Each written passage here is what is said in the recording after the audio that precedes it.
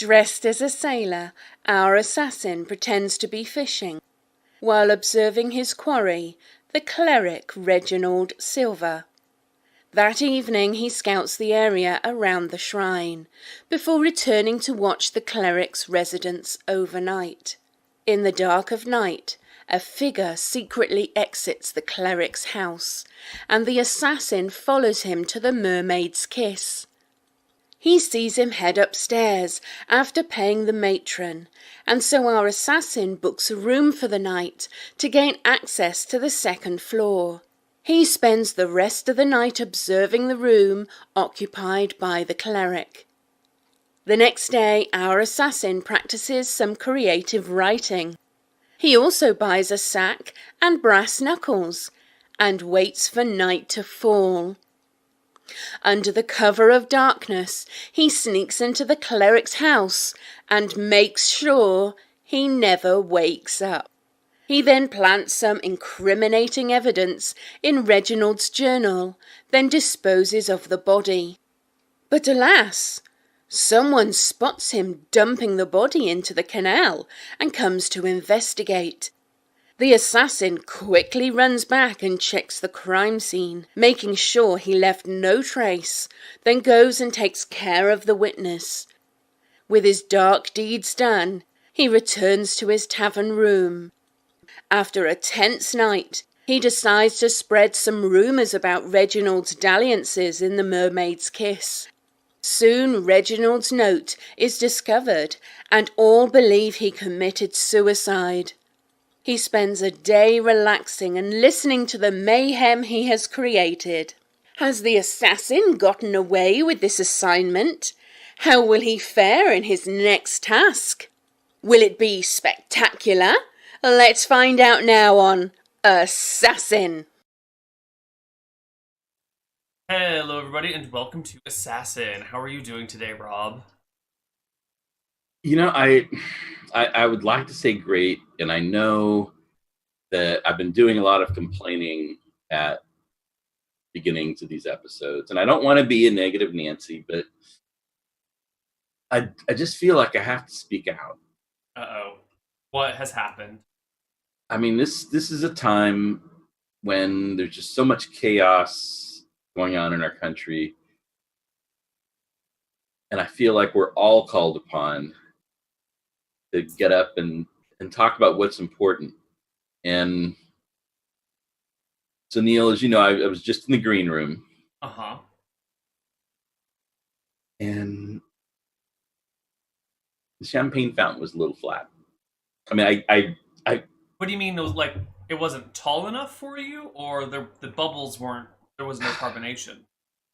Look, Neal, if you're not going to refresh the carbonation with a new bottle every 15 minutes, I don't think you can really call it a champagne fountain.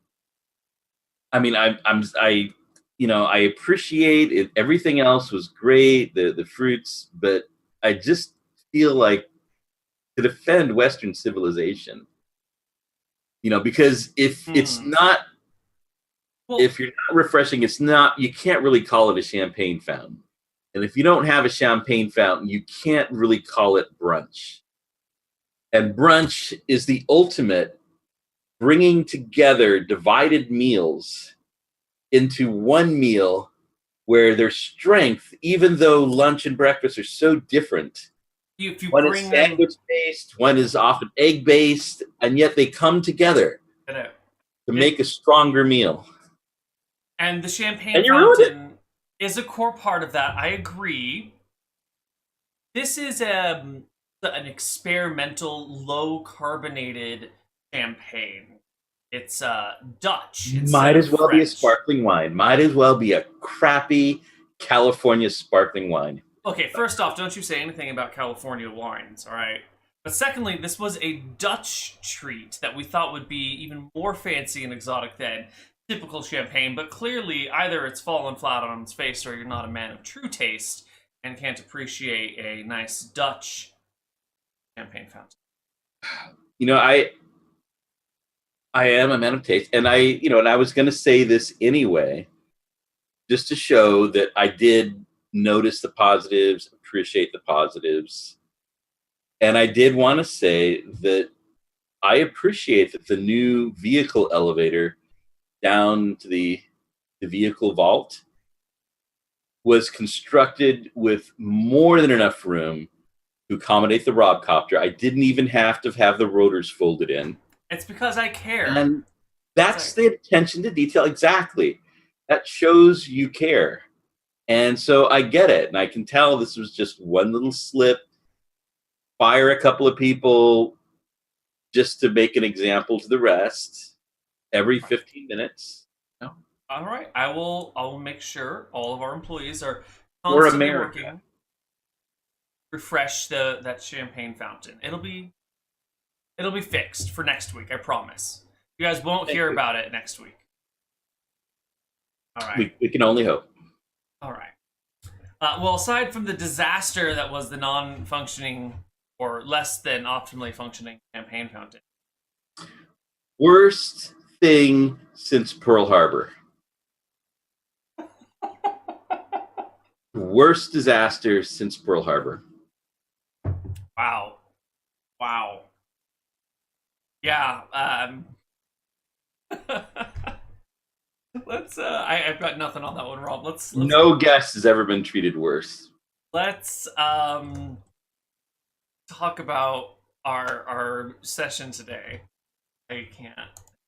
Yes, let's try to put this behind. If we can, we'll just ignore this trauma. Mm-hmm. We'll let this trauma become posts. So, this session, we have a new murder. It's going to be a little bit different this week. We'll do our normal introductions with Ripley and everything. But instead of being stationary and kind of you've got an area to work with, instead we're going to have a mobile murder today. Target is going to be starting in the town of Tassel. I can here. And we'll be headed to Stromheim. Along a road via carriage. So you know the course your target will be taking, but you only have a 2-day window in which to make this happen. Furthermore, they're going to be traveling by carriage, so you're really only going to get one shot at them. But you'll have all sorts of different places where you can set something up, and you're going to have a lot of time ahead of time to scout out these locations. So why don't we hop into game? You are going to be in an underground lair, a little warren, underneath a tavern. One of those scummy taverns that offers extra services on the side. And one of the extra services on the side this place offers are private rooms deep underground to have conversations with other people that should be kept strictly in confidence. Strictly. And that's where we find ourselves. We're here with Ripley, sitting down at a small table in a small room lit by a dim lantern. She puts a map on the table, a map of this little region right here, and you in the eyes. Okay, so this warren is in Tassel? Yes, Yeah. Yes. So, Ripley starts off by saying, how have things been? Things have gone well. For me, anyways. They didn't go quite as well for a local cleric whose reputation was quite tarnished. But for me, they've been great. Good. Well, it's time to put your skills that we've been so carefully, delicately training to use. I hope you're fully ready for this because the warm-up missions are gone. From here on out, things are going to be a little bit harder. We have, coming from the Kingdom of Mystria, the west, an ambassador. His name is Xanatos Elderwig. He will be arriving by ship in Tassel in 2 weeks' time, and will be headed to the capital for a meeting with the Queen there. He should never arrive for that meeting. He should die in a public manner. His death needs to be highly publicized for it to be effective. We want to make sure that Mystria and Eridon never work together, for what's coming are split apart and separate entities. So, Xanatos must die as publicly and disruptively as possible. He will have a small guard with him.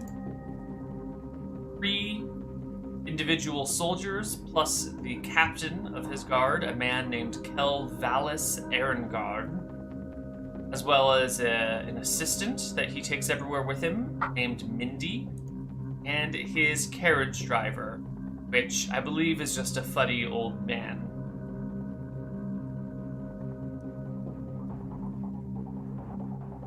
See, so they'll be arriving at Tassel.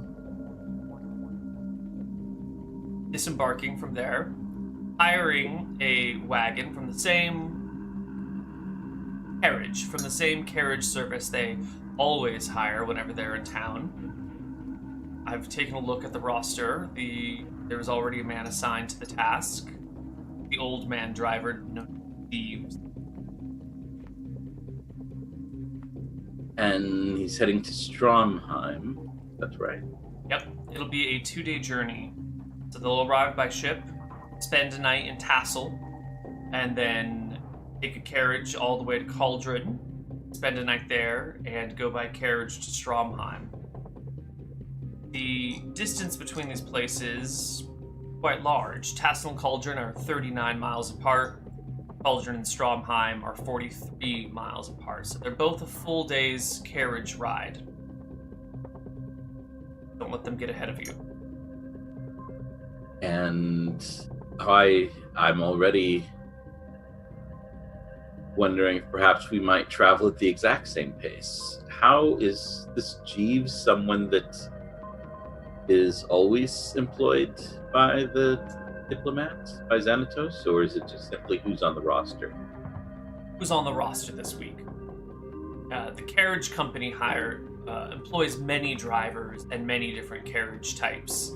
And considering that Xanatos is a punctual man who likes to have everything set up ahead of time, he's already booked his time with the carriage company. He's already booked his hotels in Tassel and Cauldron. We know exactly which rooms he'll be staying in, the route he's taking, the carriage he will be taking, but we need to make sure he doesn't arrive.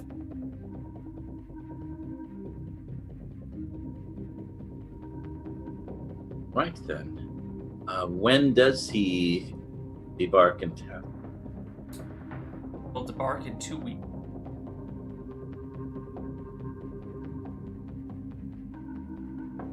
And how far away? So we're in Tassel right now, so I should have plenty of time to reconnoiter the route. Totally. Correct, okay. Yeah, I mean, you've got 2 weeks. It takes a day to travel between locations, so you can spend 10 days scouting out Tassel, or 5 days scouting out Tassel, 5 days scouting out Cauldron, and 2 days scouting out each section of road. And then you can just go in place for whatever it is that you want. Plenty of time to reconnoiter each section. The other thing he brings up is that we have finally arrived. Our first shipment of toxins have arrived since that nasty incident. Fortunately, only the most common of toxins are available right now. The less common ones are taking a little while to show up, so we'll have a limited which to work. But she slides over another bag of money towards you and says, but I don't think you've used much of the resources we've sent to your way, so you should have plenty of money. Need it.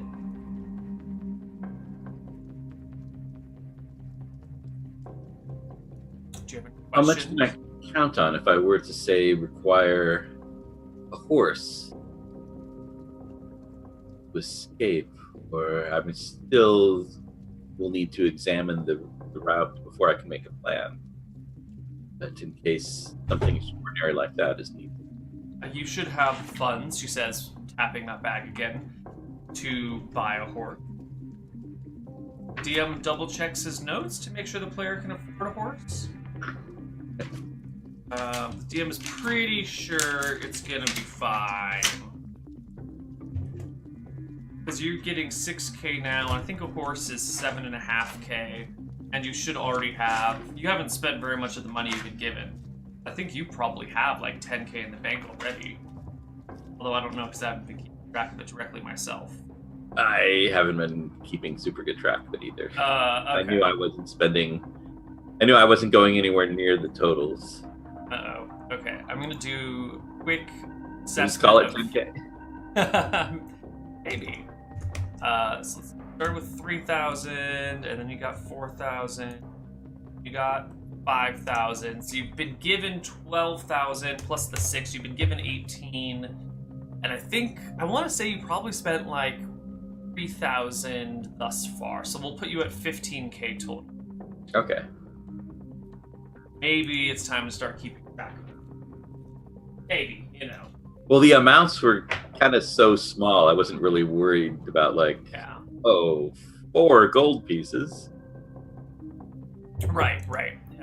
You've usually had more than enough for everything. Hasn't been an issue. Well, I've been doing everything in a very economical... And that's the assassination that I really wanted to see here is not just can you murder someone, but can you murder them on the cheap? On a budget.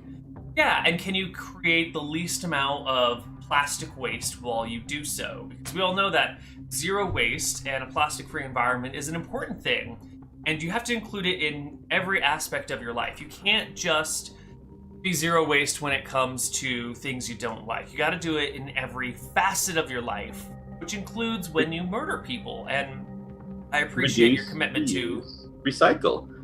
That's why I'm going to be strangling the diplomat using those like plastic rings that connect, for like a 6-pack. No, because then what if it slips out of your hand and falls into the ocean? You got to use a 100% organically grown, non-GMO, Eastern European hemp piece of groat to strangle them. Otherwise, you're just letting the capitalists win. No, see, that's actually part of the plan. Is first I am going to dip it in the ocean. I'm going to block one of the 6-pack things, but let the other 5 accumulate various sea life, like snapping turtles, angry dolphins, things like that.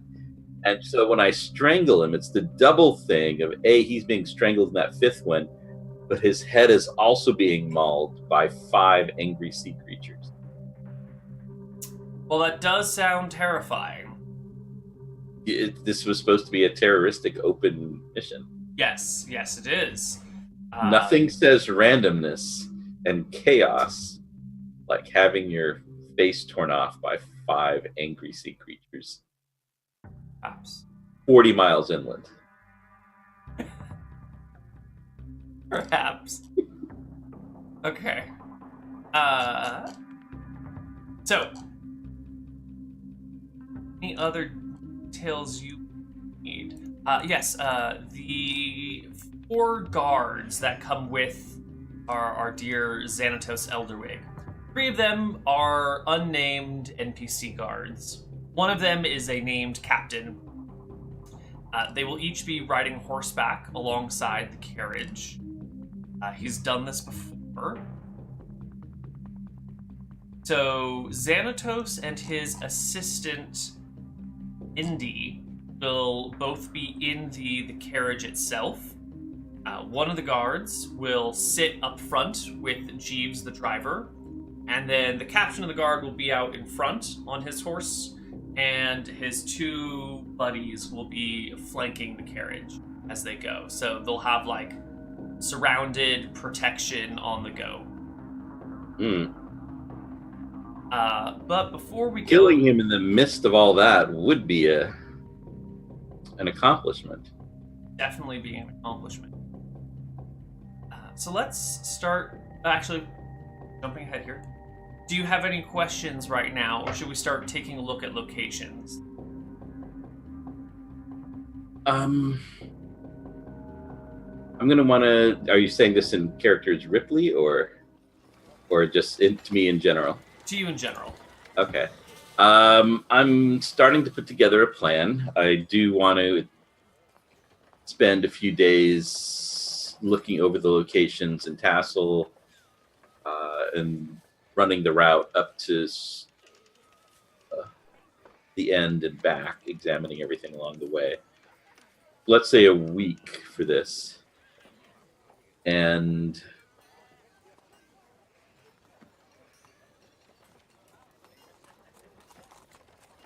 just as far as I'm going to want to buy some supplies, but I'll do that at the end. And again, just to, want to have an accumulation of various articles of clothing, often double-sided, so they can be switched, reversible. They can look very different at need. Easy. All right.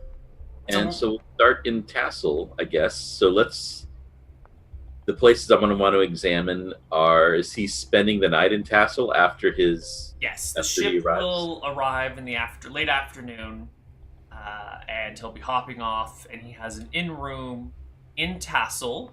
It is at the Golden Goose. It is a sister tavern to the one that you saw in High Castle, where it's like built into the giant cliff face, because Tassel's the same way.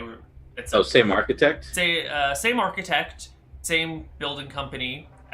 Built kind of a tracked in, just built exactly the same floor plan. No, it's not identical. They're very similar, but definitely not identical.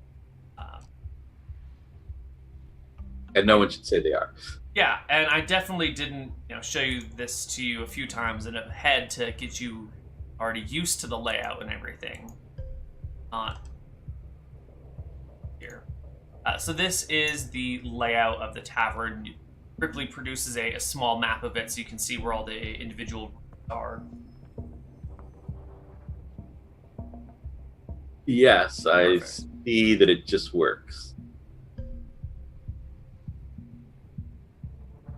So here is the layout. Now, you know that Xanatos Elderwig will be taking this room up here.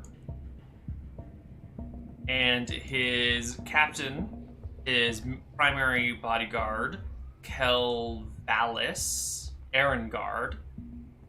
Kel is an honorific that we use instead of like Sir to replace for knights in this world. Mm-hmm.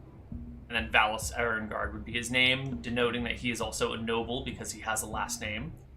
So Kelvalis goes in here, Xanatos goes in here, and then the guards get back here. 1, 2, 3, down lower right.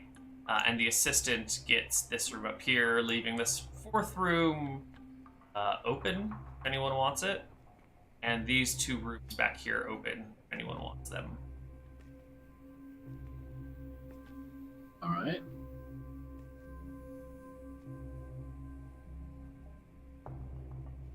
Next, I want to check out the carriage company. Yes. It's called Carriages Are Us. It is an up-and-coming, important business in this part of the world. I was kind of imagining that it was going to have a proprietress who called herself Miss Carriage or something, but no, it's the wrong show. I would not make that joke here. No. It's Carriages Are Us, is the name. They work out of just Tassel, but they have 6 different carriages and an accompaniment of drivers to match. All right. I am going to put on clothes, dress myself up as the manservant. And basically, I want to kind of posing as someone who's seeing about hiring a carrot. Investigate it, try to get a sense of. My main thing will be, as we've heard about this roster, where is this roster? Of drivers? Yes. Is this someplace easily accessed, for example? It is. And I'm guessing you didn't plan out the layout for the whole thing, so but not for the carriage shop, but it's a pretty simple place. You know, they've got like a old barn somewhere in Castle that they use to store their carriages, and then they've got like an office, a very small office down in the central market where people can come and work with them. Down in the central market is Mr. Bronson, the person who runs Carriages Are Us. And he's just sitting there in the market with his feet up on his desk, looking about for anyone who wants to come and hire him. It is likely that he has a roster on him, so if someone says, I need a carriage in a week, they'll know who's around and what the availability is. All right, I will give him a date. I'll say, yeah. I mean, let's say in 1 week. And ask who would be the driver. Then we want to make sure it's a person of quality. For the same date as the. No, much earlier. Much earlier. Yes. Looks like we have Bart and Greg available on that day. Good drivers. Fine attention to detail. So he's pulled a roster out of his pocket or out of a he just drawer? Where did it go? He pulls a clipboard off of the. He's got his like feet up on a desk, and the clipboard was maybe like stuck behind the desk, so he just grabs it and lifts it up and is like, yeah. Bart and Greg, good folks. Get you from wherever you need to go to wherever you need to be. Where are you headed, by the way? I mean, looking back again. It was like when there's like Shirebrook, which was also off that same road. Yeah, Shirebrook is along that same road, but much further to the. I was looking to journey to Shirebrook. It's a good place there. Yep. That's gonna be a 1, 2, 3. That's gonna be a 3-day journey. The last leg of that journey is gonna be pretty hard. I kind of recommend splitting it into 2. And with our large super deluxe carriage, you can park it on the road and fold down a Murphy bed, sleep right there in the carriage in the comfort of your own mobile inn. Call it Mobile Home. And it is the latest in carriage technology. I've had gnomes working on this Murphy bed design for decades. Really, literally decades. I asked them when I was in my 20s to get this designed. Now I'm in my 40s, and it's only just come out. Sounds like they're slow workers then. Very creative types, make a lot of mistakes. 2 gnomes died when they were testing the springability of the bed, and 2 new people had to come in and learn from their designs, and it took maybe 4 years for them to fully catch up on all the notes because the handwriting was such gibberish. You know gnomes. Very clever, but they take a long time to get it. I see. I suppose I could see this super deluxe carriage. You have one available to see. Of course. Come along and take a look. He'll head with you down to their large warehouse where you see 6 carriages and a bunch of teams of horses all hanging out. Is that the kind that Xanatos is going to be renting? No, he's not renting the super mega deluxe mobile home carriage. He's just getting a regular carriage. All right. So he leads me to the super deluxe carriage. Yep, and it's long. It's longer than any carriage you've seen before. In fact, it's got 6 wheels. 2 in the front, 2 in the back, and 2 in the middle. A little bit of a bizarre design, but he opens the door and leads you in, and it's comfy. I'm sorry. Perhaps I misspoke. I asked you to take me to the super deluxe carriage. This is it. 6 wheels, because 6 is more than 4, and if I know my clients, more is always better. Always better. Let's see. Only the 6 wheels, then. We do have an 18-wheel model coming up. The gnomes are working on it right now. They're just trying to get a few of the kinks out of the system. Apparently, when the wagon turns, with that many wheels, they don't all turn, and then they start to break and fall off. They're trying to get a rotating axle that the wheels can turn together. It's still in production. Come back in a while, and it should be fine, ready. But the 18-wheeler model's not up yet, but we're the first ones to do it, mind you. I've heard about individual wheel steering, where all the wheels steer at once, but you just have the ones in front steering. That's right? That's what you're saying?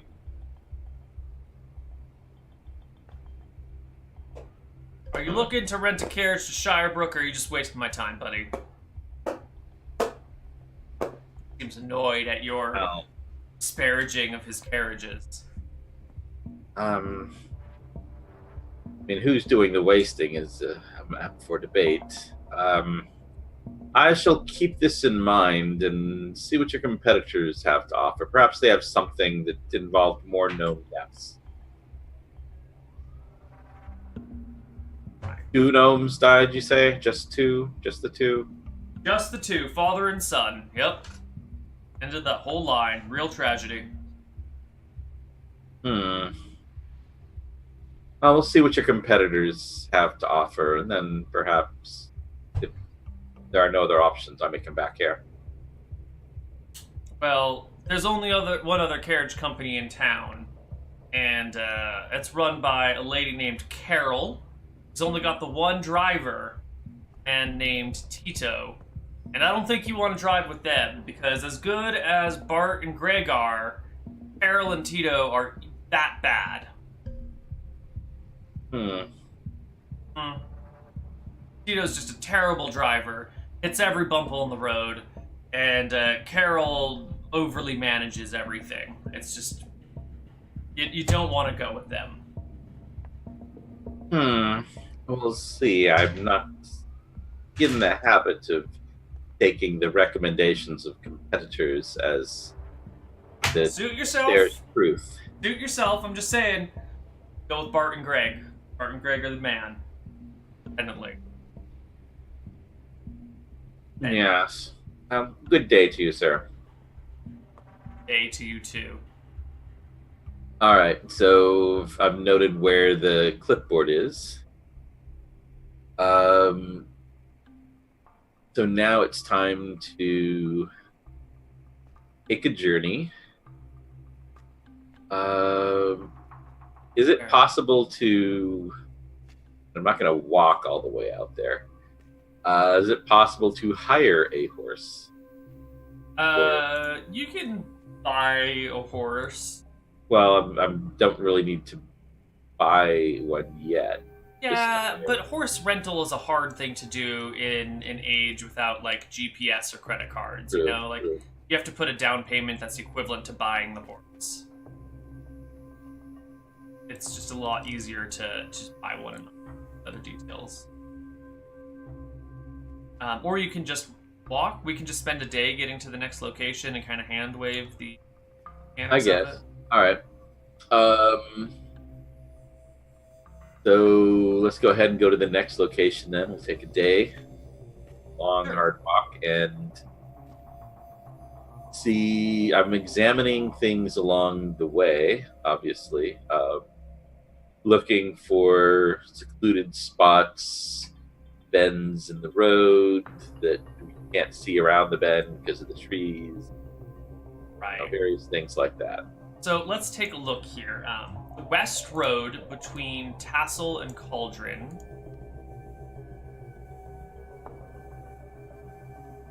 is pretty open, right? It's this open road through these plains. To the south area is the Tether Wilds. This area over here begins to get a little bit hilly with these kind of nice, long, gentle rolling hills. But the rest of the area is, I mean, the road doesn't even go into there, so there's not really a lot of cover.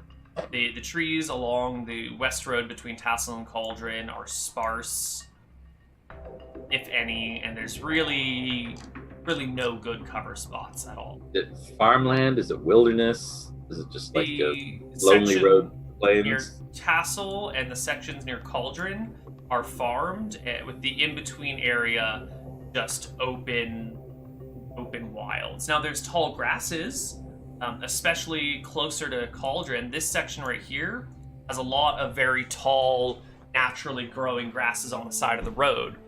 Well enough that you could easily hide yourself in the grass near the road, but a carriage traveling by going at a nice speed, it would be difficult to catch up to the carriage, if it passed you. Mm-hmm. Probably showed things that I'm saying. Okay. Well, I've got a plan. This is mainly as backup in case for some reason my plan didn't work, but I've got a plan that might make that not important. So that is the journey from Tassel to Cauldron.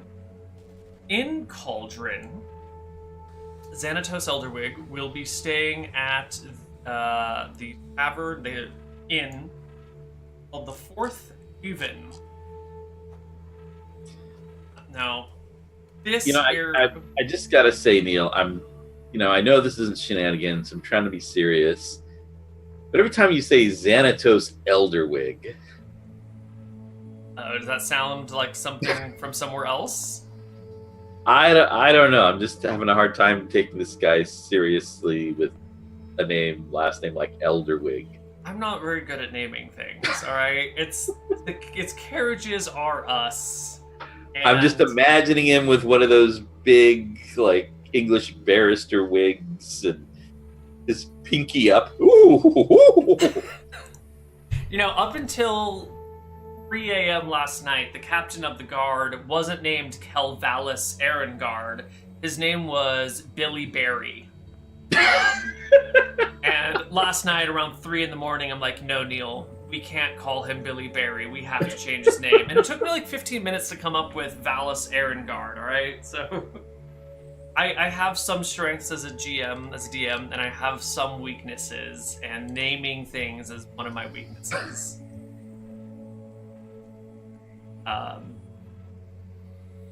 Yeah. Anyway, so this over here is the Fourth Haven. It is an inn overlooking Cauldron's namesake, which is this large, what do you want to call it? Hot water geyser. Of course, it's hot water. Almost all geysers are hot water. Cauldron is a barbaric town. This hot water geyser in the middle of town erupts fairly regularly and creates a river. You have the water that flows. So, I mean, it's always bubbling with hot water that comes out, hot enough to be steaming. But every now and then it'll erupt with a giant fountain shooting high into the sky. And here in Cauldron, if you commit a capital crime, they put you in this cage and just leave you hanging over the geyser, waiting for it to erupt, and then it erupts with boiling water, and you're forced into the eruption zone, and it boils you alive. There's bleachers set up all around it for the barbaric people of Cauldron to come and watch these executions. They're a little bit mad over here. There's said to be kind of a curse surrounding the family who's inherited this place, where each person is just a little more unstable than the last. And the religious fanaticism in the town has gotten out of hand, and it's just kind of a creepy place. Xanatos Elderwig will be staying in the very finest establishment this place has to offer, with a room overlooking the execution site. So we're looking at this building right up here. And we can take a look at the 3rd floor. Ripley produces a map. She's traveling with you to help you out with these things. Okay. This is the 3rd floor here. Get a nice close look at it.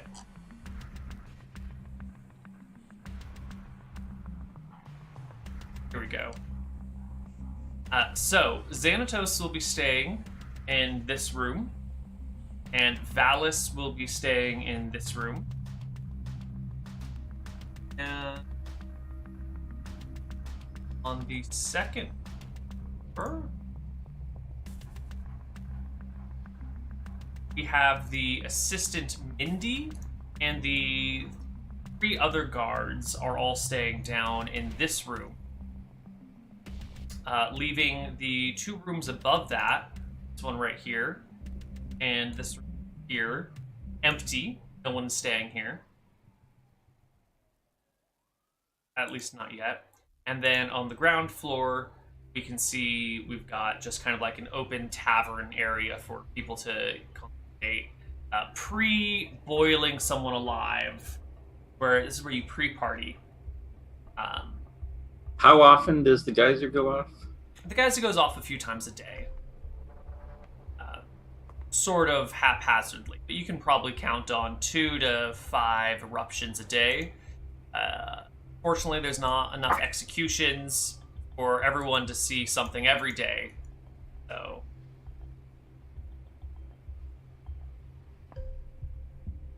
and as we can see, there are a few entrances. You can either walk in through the front door and hit either staircase. It says Ripley, pulling out the map of the area and pointing it out, all this out to you. Or we can go through staircase up on the side that leads directly into the 2nd floor here. To get to the 3rd floor, you're going to need to use the stairs on either side.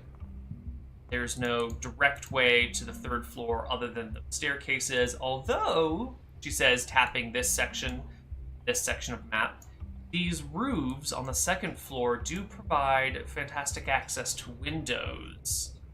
Xanatos' room is right next to this one, and this main front section should give easy access to anything on the 3rd floor, while the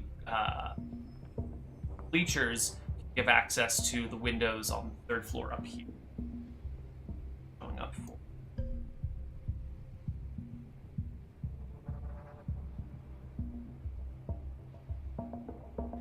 the 3rd floor access here, or through the bedroom over here. 2nd floor access just through the typical routes of coming up these stairs or coming in through the side.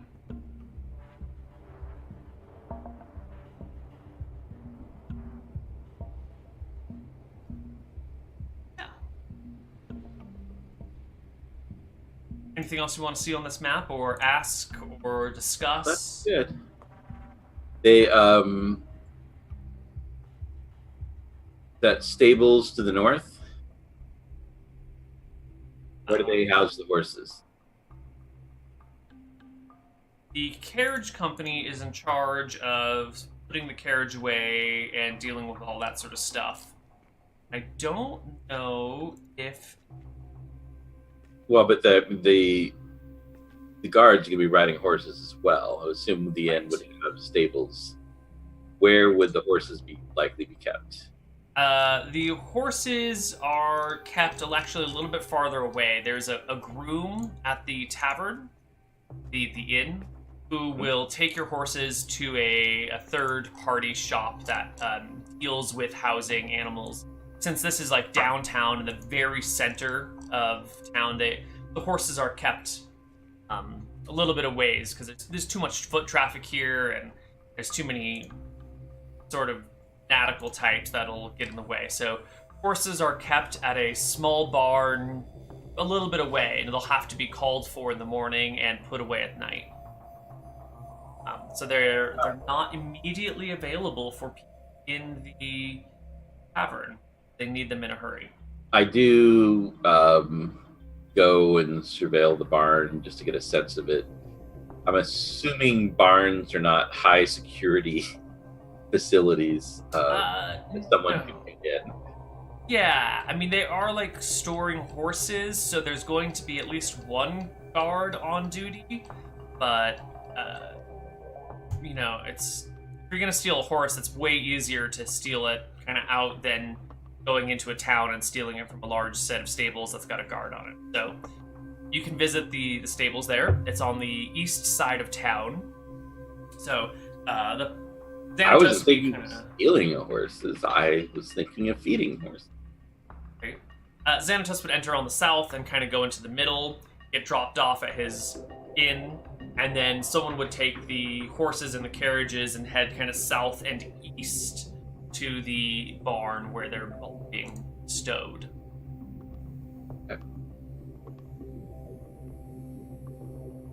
Okay.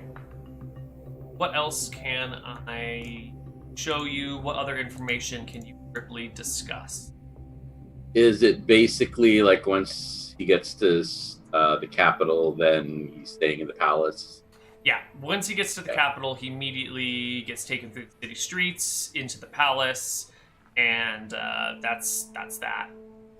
Even the capital itself is much more difficult to get into than any of these other places, and let's say this in Ripley's voice, actually.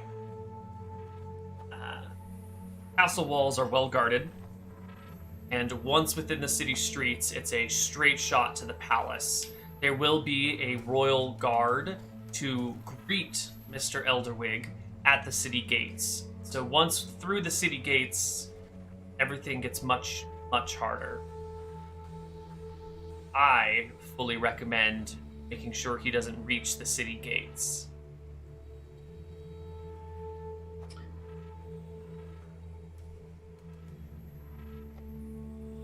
And what are they fanatical about in Cauldron? I could learn more about that if I could. What upsets them? Just about anything. They follow a particular god? A little bit of everything, and a little bit of everything too strongly. Big supporters of the goddess of vengeance, Velthara, the goddess of death, Horasi, and Velthara's brother, the god of justice, Belmontarius. But, of course, they all reach out to their own gods in their own way. Even God Nadinus, the goddess of nature, they've somehow turned into a symbol for their own internal power source, saying that Nadinus has blessed them here with a boiling geyser to kill their enemies, and how Goddess Nadinus is here to help rid the world of all those that would corrupt it, which is their point of view, is that everything around them is corrupt. Even the peasantry is corrupt. They're a little loose. Some say that the sulfurous smell from the cauldron addles the mind of those that stand around, slowly decaying it and creating an unstable population. Let's say it's the rulers who have been interbreeding for generations that are unstable and lead the population to be such. Is there a particular god that is despised among them?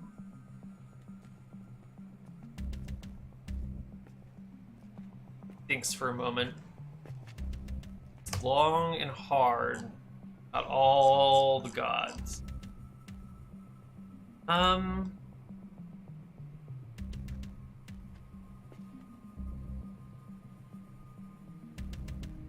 Jexel, the god of wine and luck. They see him more as a troublemaker, one who intentionally causes trouble for the sake of fun. They don't seem to mind Malchus and the idea of mixing things up for the better good is something they're quite familiar with. But Jexel they see as a pest and a trickster, one who has no real purpose in the world other than to annoy everyone around him. I think he's the only god here that they're not quite pro.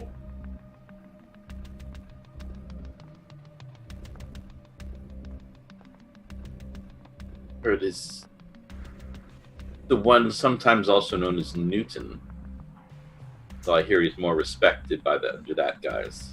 I have heard him called Newton before. It's an uncommon name, a halfling in origin, I believe. Hmm. So interesting. And of the road between Cauldron and the capital, what can we say of that? Once we've ridden it and examined it. Look.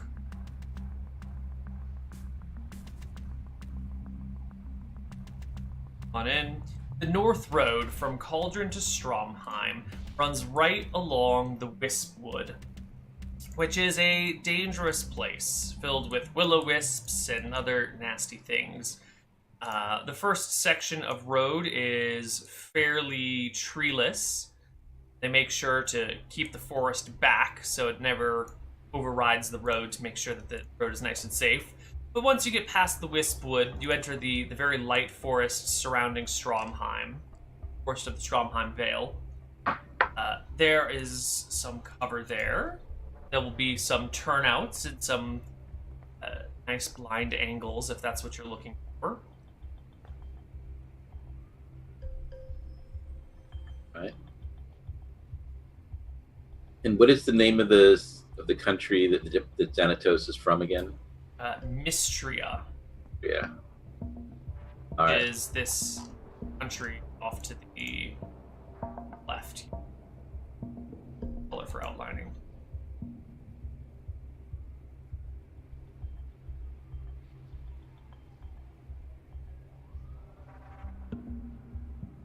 Is there anything particularly noteworthy or seen as characteristic of them? You might not believe it, but they have been ruled or oppressed by a large red dragon for generations now, who lives up in the mountain and has been extracting payment and fees from the general population under threat of destruction. Other than that, that's sort of like their big deal right now, is that they're violently oppressed by this dragon. Their southern areas are nice big grasslands, their midlands are wonderful farmland, and then their northern areas where most of their population is. All right, well that's probably good enough. On the way back from Stromheim to Cauldron, I want to, and again, this is just a backup plan, but it's good to have plan Bs as we saw before. Do they have any gods they're particularly favorable towards in Cauldron? Yes. Verasi, Velmontarius, and Velthar. EVs.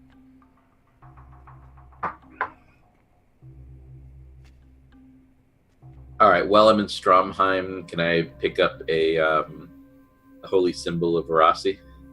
Yes. You can. Those are a little difficult to pick up, but Ripley will help you out with them. Holy symbols of the goddess of death get a lot of questions when you ask about those, you know? So Ripley uses her back channels to purchase one for you. No, it's not just like, well, he's the one who deals with burials and stuff. It's like, is he seen as an evil god or one outlawed or something? Or she is very similar to the Grim Okay. Reaper. She's very much sort of like a force of nature. She takes you to the afterlife. She's not necessarily a bad person. You need death for life to continue. You know, you need people to die at some point. But she's still kind of have it as a negative connotation around her because she enjoys death. She's like the Grim Reaper, but like really wants to come and take everybody onto the afterlife. So, she likes her job. I mean, she's very enthusiastic about her job. So you'll have like clerics of Verasi or priests and priestesses of Verasi that will tend to funerals and funeral services. But when people go about asking for like a symbol of her, it does raise questions and draw looks. It's just so unfair. If you love what you do, you'll never work a day in your life. It's true. Ripley will get you an amulet for 1,000. That'll bring your total down to 1,400. 1,000? 10 gold pieces? Yeah. All right, I just want. What are the other gods? Elmontarius and Belthara. Okay. What is Verasi's symbol like? Basically, I just want like something that a poor beggar might have as far as a holy symbol for Verasi. Okay, I don't want to actually look like a priest because then people would expect me to maybe know stuff about Verasi. So Verasi's symbol is sort of like a spear being driven into the ground. It's a V with a wooden spike coming out of it that sort of fades at the top. So it's a V with a line, but it can also be interpreted as a spear being driven down into something. It's got kind of a information about it. Could I get a cheap wooden carved version of that? Yeah. If you just want not like an official holy symbol that can be used for casting spells. Oh, sure. Lord, no. Okay, yeah, you can get some sort of like cheap knockoff talisman for, let's call it like 50. 14. So you had 15,000, so now you have 14,950. Why don't we just make a running tab of how much I spend and we can subtract it at the end, since I'm not going to spend 15,000. Sure. All right. And I imagine Stromheim, the big city, there's probably a number of beggars in the streets. Totally. I will find a beggar with a bowl. Nice, chipped up bowl that's seen a lot of service. Maybe they've got a nice begging mat. Well, I mean, a not nice begging mat, but very authentic. And I figure used stuff will be the best disguises.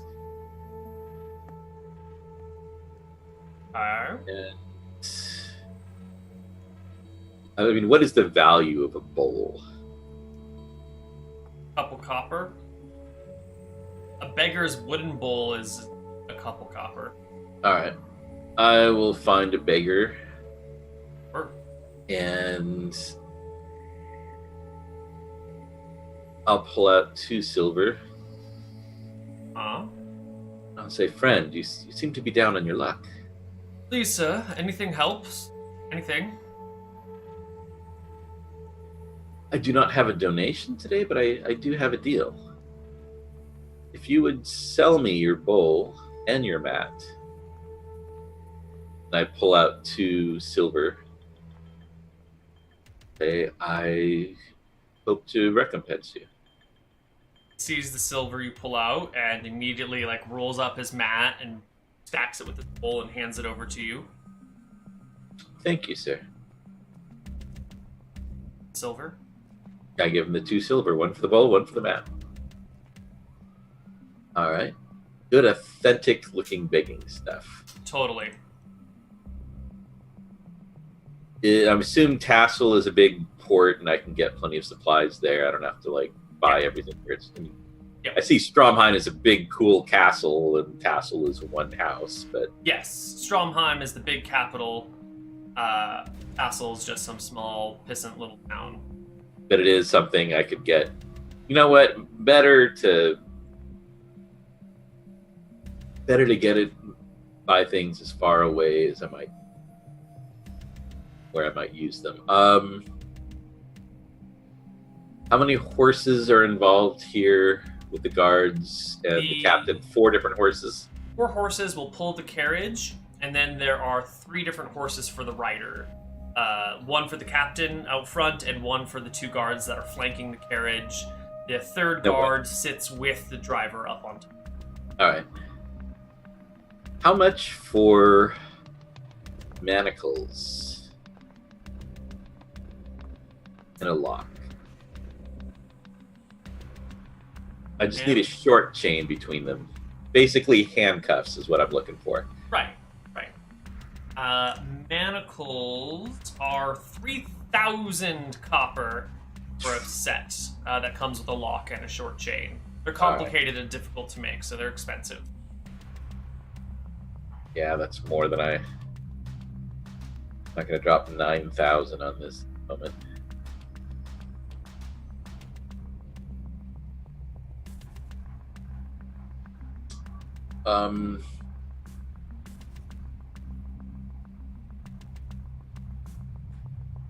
How much is oil? Lantern oil? Yes. Super cheap. 20 copper for a pint. 16 ounce. All right, that's more a matter of how much do I want to carry.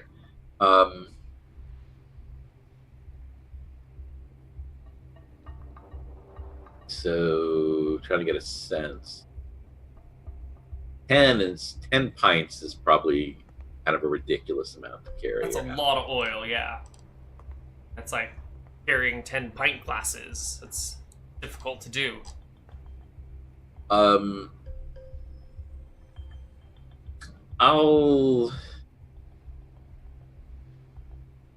I guess I gotta get a small traveling chest. And I can put them in the traveling chest. On with various clothes, put them under clothes and things. I don't know that I'll need this, but maybe I will. So you got the 10 pints of oil? Yes. And I'm going to try to hitch a ride with any carts going from Stromheim to Cauldron. I'll pay something if needed, but just... Sure, you can hop on the back of a turnip cart and go from Stromheim to Cauldron. All right. And I'm going to dress very poorly. I'm going to wear the cheap symbol of Verasi on a cheap twine. And I'm going to spend the next day in Cauldron, in the morning doing some begging. Calling out, Verasi comes for us all. Who are we to deny it? Definitely. That's right up the realm. All right. Okay. And I'll give fairly, it seems like they like fire and brimstone-y kind of things. Go for the rich, for the poor. Verasi doesn't care. This is in Cauldron that you're doing. In Cauldron, yes. So just before we go too much farther, spent a day checking out Tassel, a day checking out Cauldron, went to Stromheim and back as well. Yes, I'm heading back to Tassel. So a day between the two, then a day to Stromheim, and a day back. So today's going to be day 6 that you're working on. You'll be here in Cauldron. And I'm going to, after I've spent the morning begging, when I go in, I'm going to go in for lunch at, I guess that inn that's it's going to be staying at, Xanatos's going to be staying at, is probably too wealthy for a beggar, correct? Well, it would usually be too wealthy for a beggar. You would be out of place there as a beggar.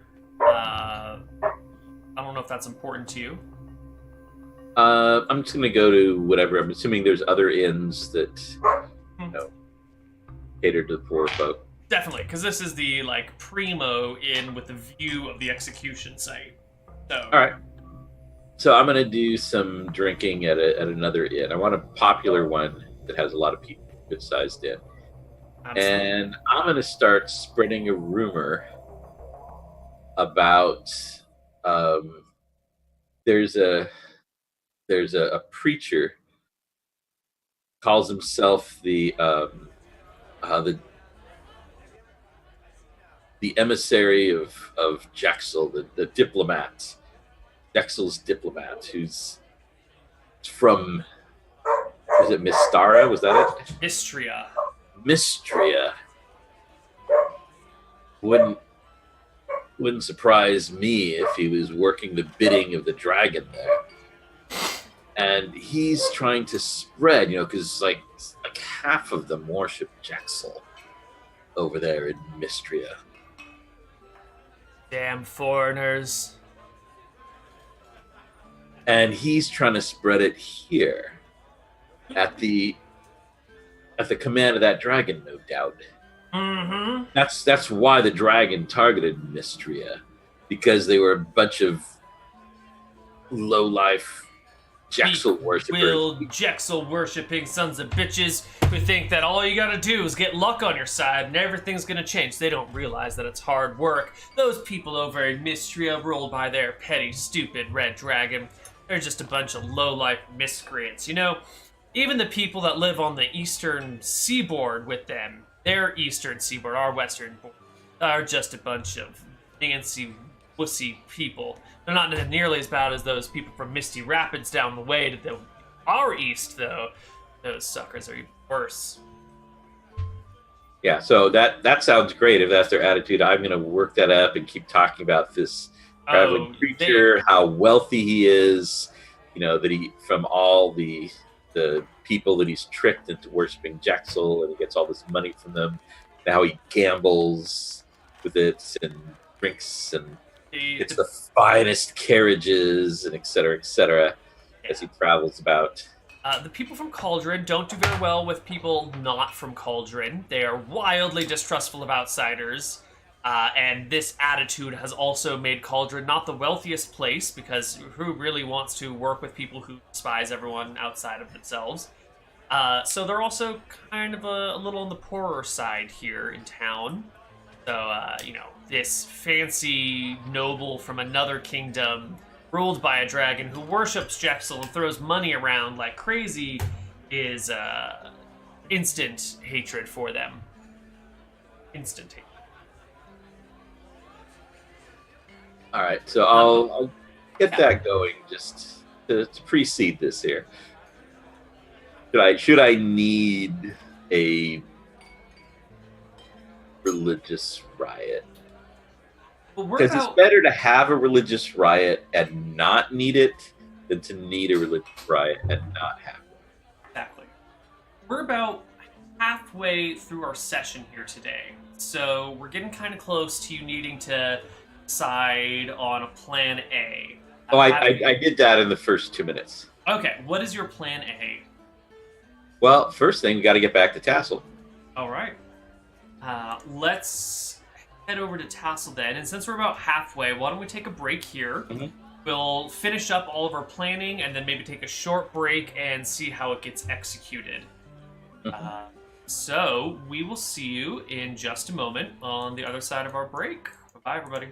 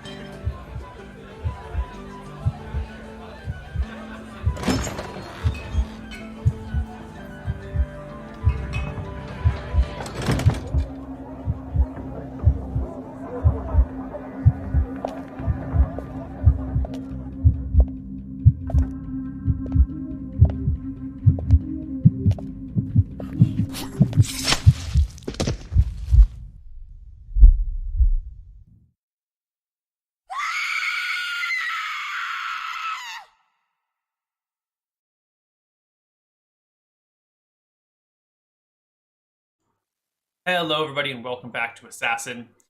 Here we are. So, what's the plan? The plan I came up with about 5 minutes in. We're going back to Tassel. All right, back to Tassel. All right. Gonna change up my appearance. Not gonna wear the manservant costume, but going to be dressed fairly respectably. And I'm gonna go. First, I'm gonna watch. I guess I want to see this Jeeves. Who Jeeves is? You find Jeeves without too much trouble. He's loitering around the stables, where the horses from Carriages Are Us hang out. Okay. And he's just sitting in the shade on a rock under a tree right next to the barn, looking out over the vast fields that are being slowly cultivated by the peasants of seemingly far off in his own thought. All right. The old man, young man seemed very proper. Oh, old answers man. A lot of questions for random people. I mean, what? Old, rambling man in his late 70s, early 80s, but he probably looks like he's in his late 80s or something. He's got that real sort of downtrodden, I've been oppressed my whole life and I'll just do whatever you say so that I can get along easily sort of look about him.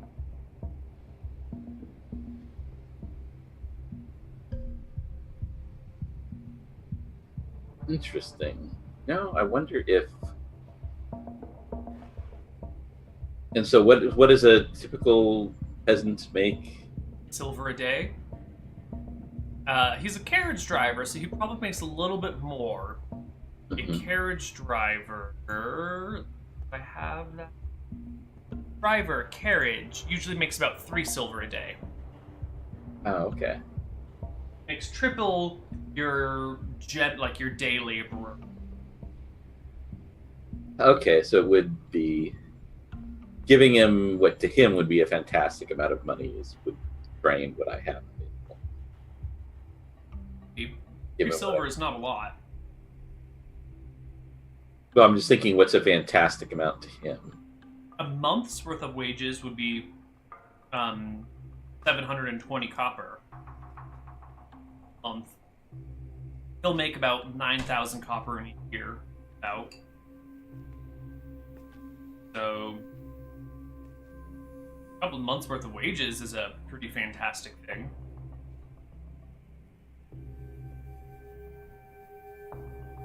But probably not enough to make him quit his job. Crazy. Want to talk to him? I was just trying to see. I was just trying to see if there was an alternative to breaking a hip. Well, maybe you can talk him into.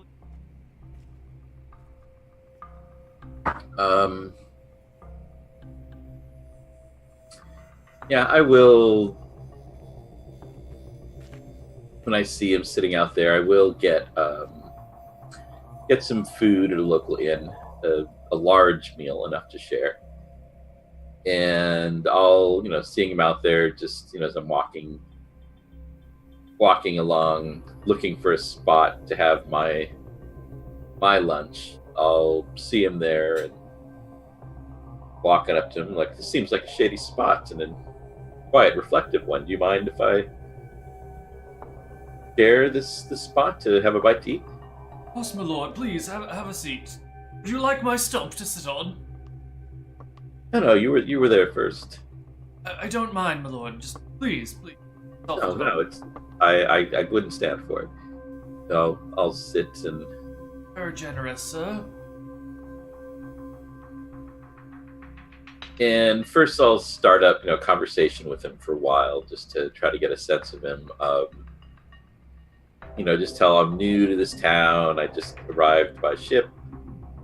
wondering about the land, the people, wondering, asking him questions about himself. I'll share, I'll mention that I've got way more than I can eat here, and see if he would like any.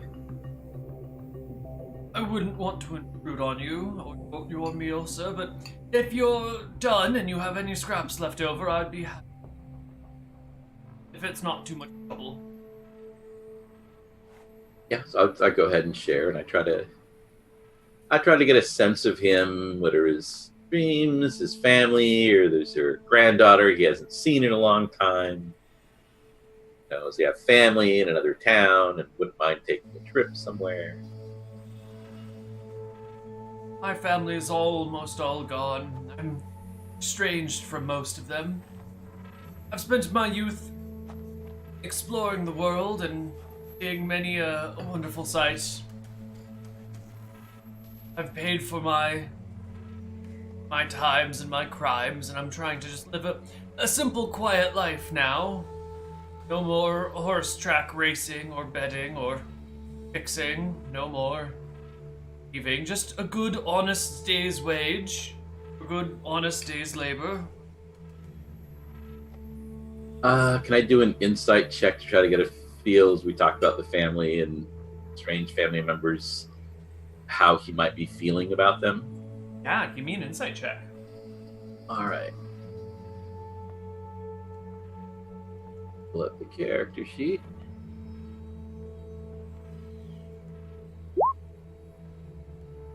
He seems sort of like wistful and longing, like whatever few family members are left, it would be nice to have a better relationship with them, but also that sort of like far off, there's problems there and it's something he can't return to. So it's more of like a longing for something he feels cannot be done. A return to a past that is no longer accessible to him. That's how he feels about his family, at least. At least Okay. That's your impression. All right. Family, it's the most important thing. Sometimes it takes us too long to realize. Good. That is definitely true, my lord. I wish I had appreciated my family before. The good thing is, though, that it's never too late if we're willing to take the chance, make the effort. It's too late for me. Brothers and sisters are all dead and gone. Just the one niece left, but I don't think she'll want to talk to me very much. Why not? I hate to say this, Lord, since I've only just met you, but I might have conned her parents out of her entire inheritance and spent it on horse races. How much was that amount? Nightly sum. I- Orders of magnitude more than I make in a year these days. Way more than Have you ever tried to make that up to her in some way? No, sir, I have not. I feel I've done her enough harm. Just I alone, quietly, somewhere where no one will see. Peaceful life. It sounds as if you can't make up the entire amount, but what if you could make up some? Lord?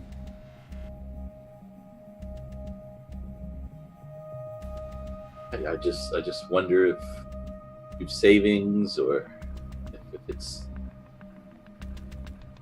thousands of copper, then obviously to accumulate that would be outside the realm of possibility, but what if you could at least give her something? I don't feel I understand, my lord.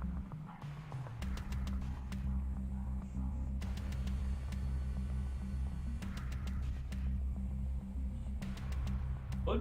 I have a daughter that I'm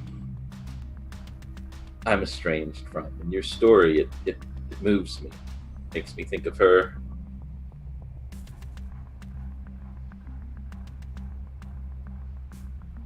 It makes me want to do something about what I've done for her, done to, in my part of the estrangement. And in thanks for that, I feel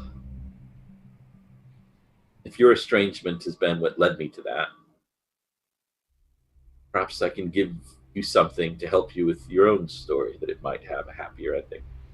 You know what I find is the best cure for sort of heart-breaking self-reflection? What is that? He pulls out a small bag and pulls out some sort of powdered, gooey substance from it, and immediately starts like rubbing it on his teeth and his gums, and his eyes slowly become unfixed, and he hands the bag over to you as he takes some sort of, orally applied narcotic. Can I identify this at all? Make me a poisoner's proficiency check, or a poisoneering kit proficiency check, or what is it called? Poisoner's kit. Poisoner's kit check. Okay, it's not giving me... Oh, because it has a question mark for the value. Oh, but in int or wisdom? Wisdom makes more sense.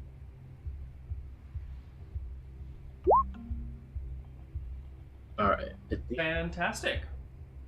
So you recognize this as a kind of a crude form of opium that has been like distilled and boiled down and turned into like a gummy substance. He's clearly trying to forget the past and using strong and cheap narcotics to do so. All right. He makes 3 silver a day.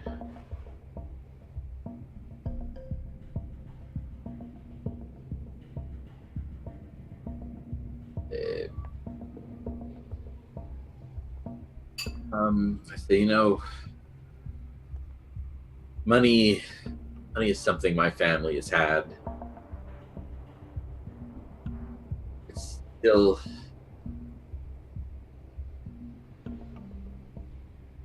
But family, that's the important thing. What has this money done for me?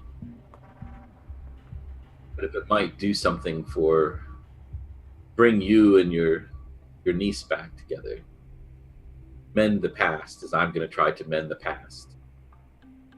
Here, take this, and I'll count them out. So how much? So 15,000 is 150 gold. Yeah. All right, I'm gonna count them out. And I've spent 90 gold on poisons. Oh, right, because you spent the... Yeah. So I'm down to 60 gold.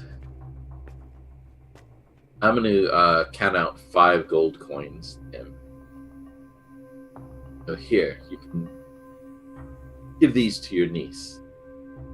It's something. It's not what you took, but at least it's something that you could use to begin to make things up, to begin to make peace with her before it's too late to. How much did you give him? 5. 5 gold pieces? Yes.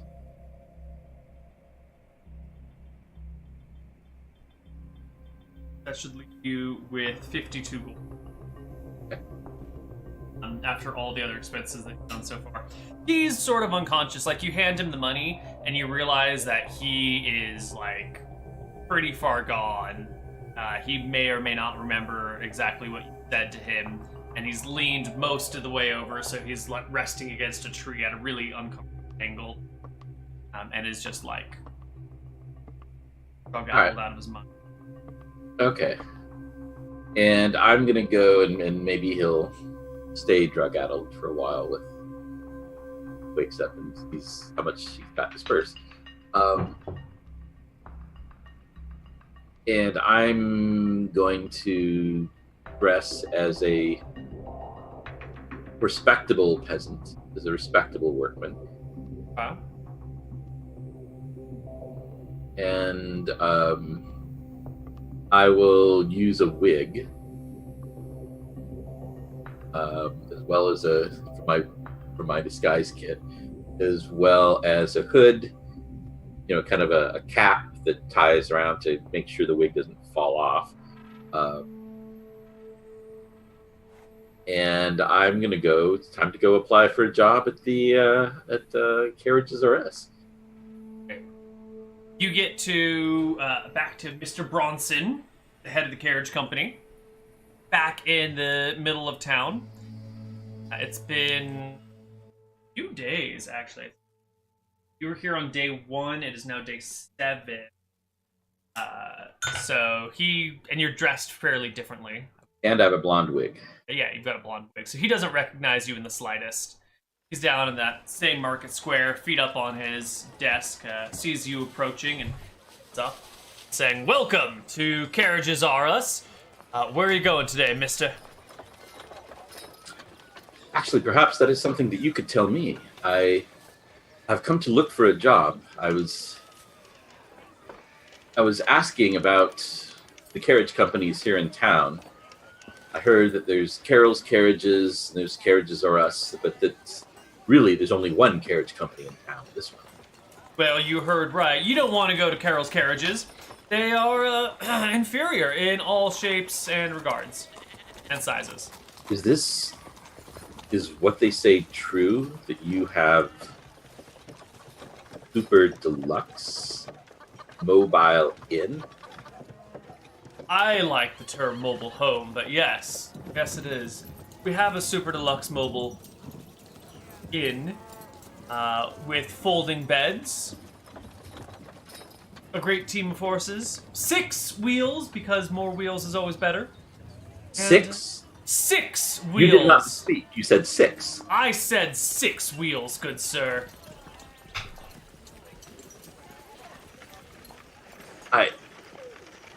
The story said 6, but I didn't think that could be. That can't be true. That can't be true. It is true. You say 50% more wheels? It means you are 50% more stable.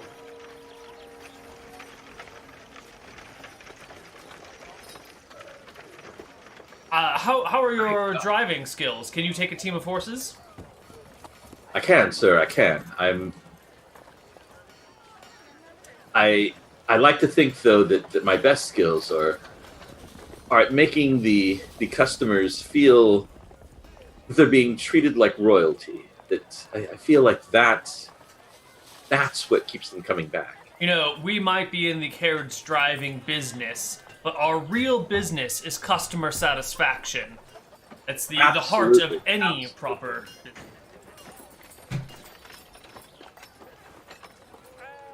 Anybody can come in and drive horses and take people from here to there, but it's the journey.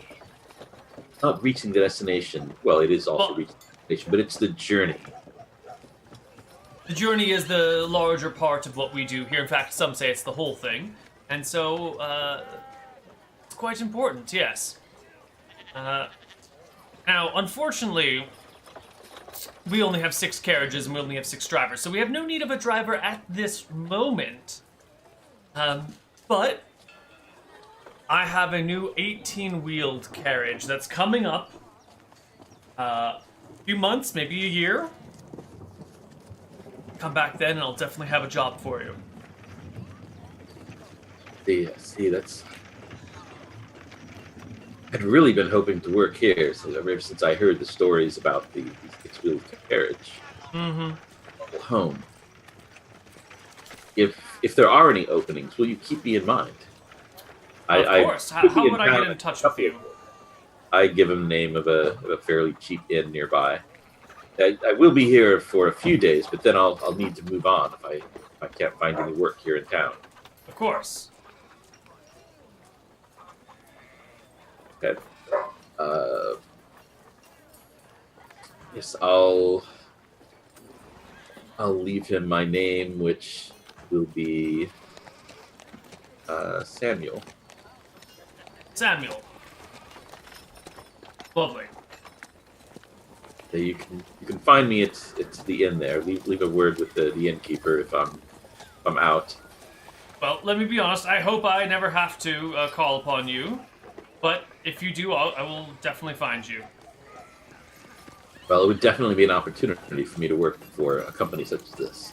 Excellent. I doubt I'll find equivalent work here in town, but one must do what one must do. Of course. All right. Well, we'll have to see. So I'll go get a room at that inn and get Sophie set up there. Mm-hmm. Purchase Sophie a fish from at the same canal thing going on here. So get some kids, find some kids, purchase good fish for Sophie.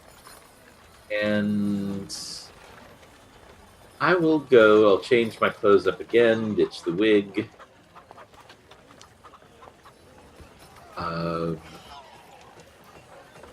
And I'll try to see what's up. Is if Jeeves, what he's been up to, if I can find out. Still out in that field, passed out. You gave him 5 gold? Yes. Enough to try to mend a relationship with the niece, or to get completely blotto and possibly overdose. Right. So you find Jeeves. He's sort of waking up, and he's got the 5 gold coins in his hand. He's looking at them like he can't believe that he's got his hands on them, and he's not really sure what to do with them. And he sits there for a good, 15 minutes. I'm watching him from afar. I'm not going up to talk to him. Yeah. I'll get my pipe out as my loitering device, and I'll just be having a smoke in the neighborhood, occasionally glancing his direction. Sure. Eventually, Jeeves get up and kind of stretches back out a little and start making his way into town. Give me a stealth check to follow Jeeves through town here.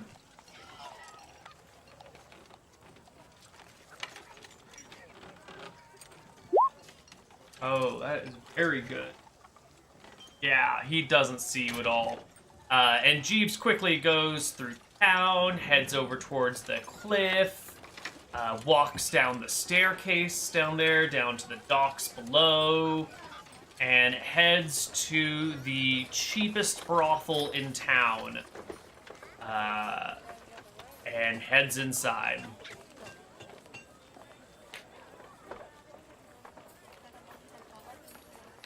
All right.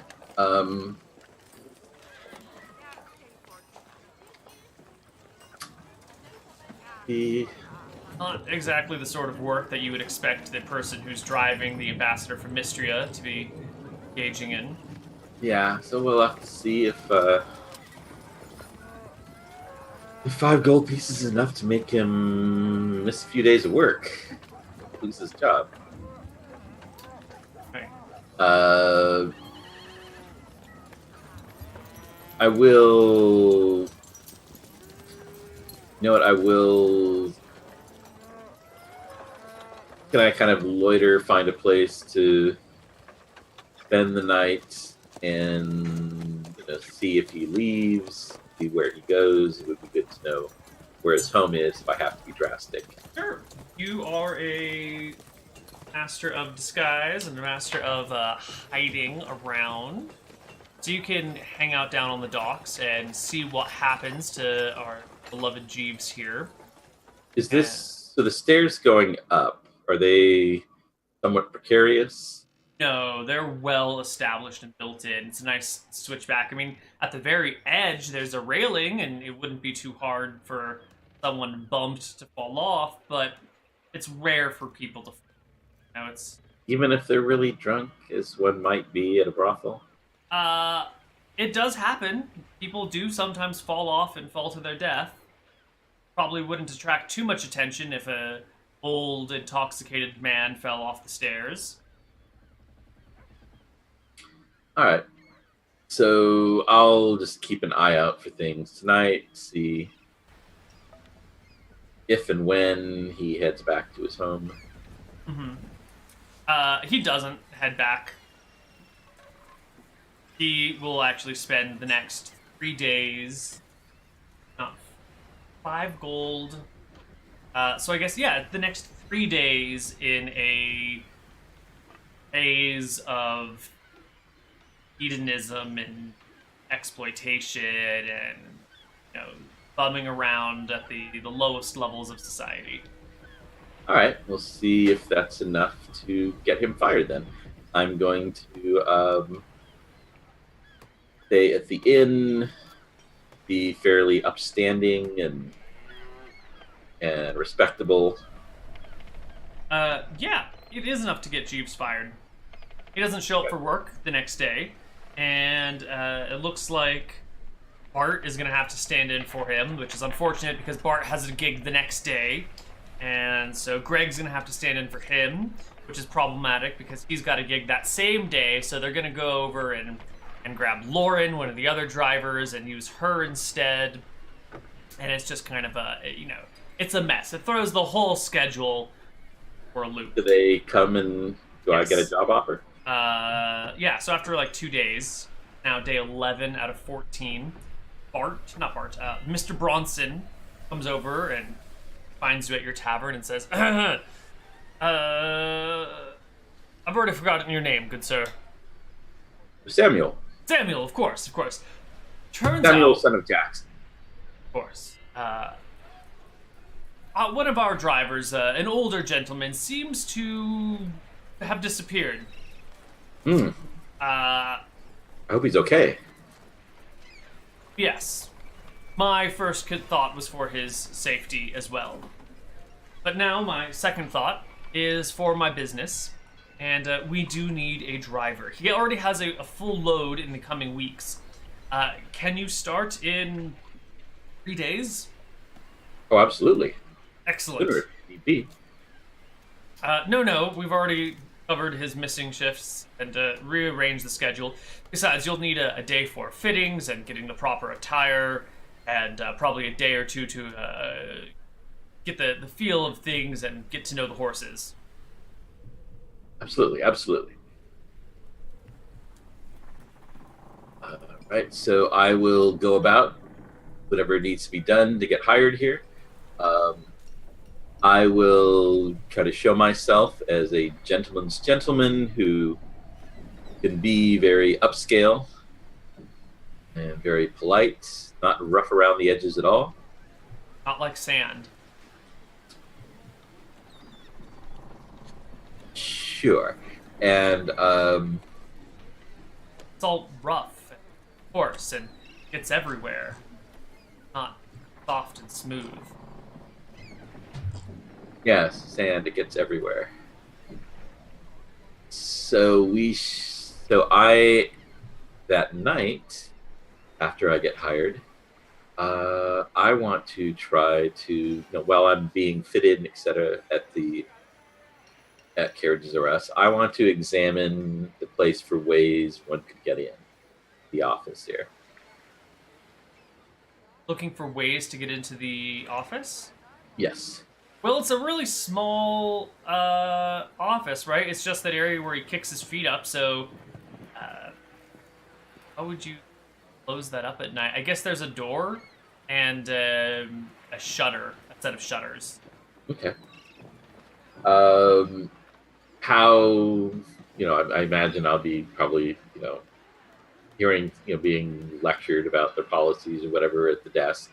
Mm-hmm. I want to look at the shutters and see how. I'm guessing they're probably not that difficult to get open somehow. Yeah, they're not exactly. It's not exactly Fort Knox here. They're just shutters on a small. It'd be pretty easy to break into this place. All right, and what kind of paper or parchment or whatever is the roster written on? It's written on papyrus. All right. Would it be possible to purchase them here in town? You can totally get papyrus, yeah. All right. So after I've done everything and make a big point of how proper I am, I'm going to get some papyrus. Hmm? And that evening, say midnight-ish, I will go out for a stroll, and it's time to go in through the window. All right. Our nighttime break-in music going. All right. The market square has many people, even kind of late into the evening, because there's a couple of little breweries that are here that'll serve alcohol until everyone's really tired and wants to go to bed. So you're gonna have to wait until the dead of night, like 3 a.m., 4 a.m., the true witching hour, to make your move here. I'm gonna want a perception check from you to make sure you can see when the coast is clear, and then a lockpicking check. All right, so I will now have to see if there's someone coming, because you won't notice if they do. All right, and a lockpicking check. All right, could that be possibly advantage since it's just a crappy shutter as opposed to an actual lock? No, the DC is just going to be really low. So Okay. just a regular. Well, a natural 1 will break anything, so... Wow, that's just terrible luck. Yeah, That's a natural 1 and a natural 2. Wow, that's terrible. So I think you're over at the locker, at those shutters, and you're getting your lock picks in there, and you're about to flip them open because the DC is only like an 8 on these things. It's not hard. And as you're getting your lock in there, you're picking there and starting to open it, a constable nearby just goes, and you look, and somehow you didn't notice. Maybe they just walked out from a building, but there's definitely a town guard, like, right next to you, maybe 5 or 10 feet away, staring at you.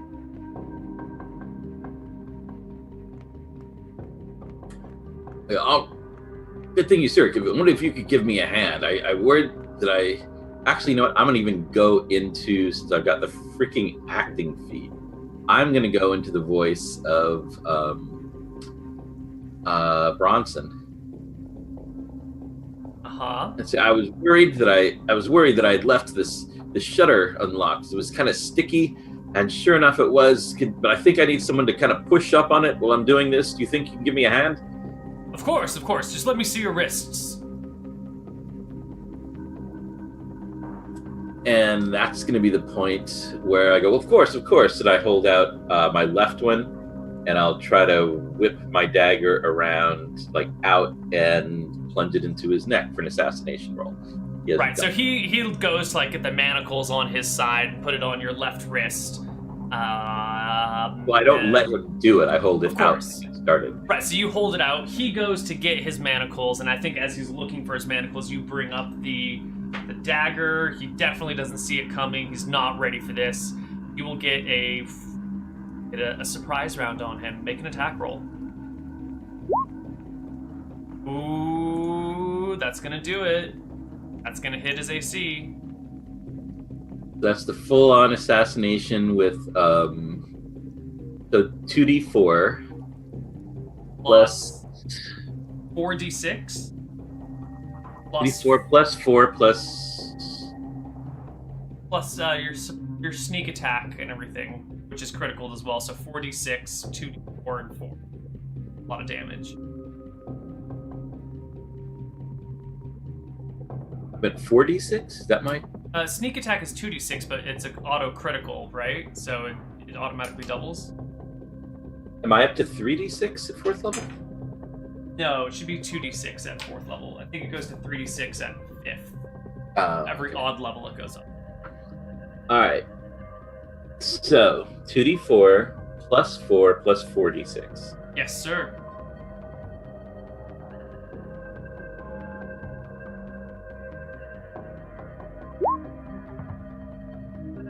Not a one for me today. Yeah. 16 damage to the 11 HP guard in the chain shirt and with a shield, and he just goes down instantly. Dagger goes right into the neck. The body hits the ground. All right, I try to catch the body before it even hits the ground. Oh, give me a dex check to catch the body. All 15. Right. Just trying to be DC cool. 10. Yeah, he's right next to you. Yeah. Yeah, I was just trying to be cool and suave, but sure. Yeah. So you catch the body and like quickly we're it's kind of hey drunk buddies kind of thing, trying to hold him up with one arm, the other arm around him. Get into an alley here. And I'm going to start looking around for body disposal possibilities. Does this town have a sewer? Does this town... No, it doesn't have a sewer. It's just kind of got all the streets angled toward the cliff. And then when it rains, it just washes all the filth down off the cliffs and into the water below. So we're up on the cliffs? You're up on the top side where the town is. All right.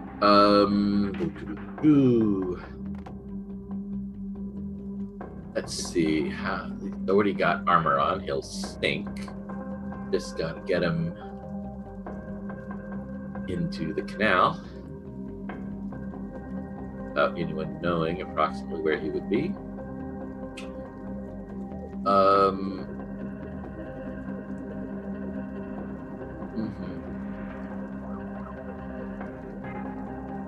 Get him into this alley for now. And how big is this town? In terms of population? Yeah, just trying to get a sense of the size.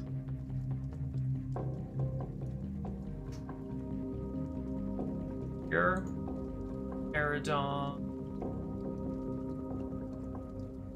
Graphics of Eridon.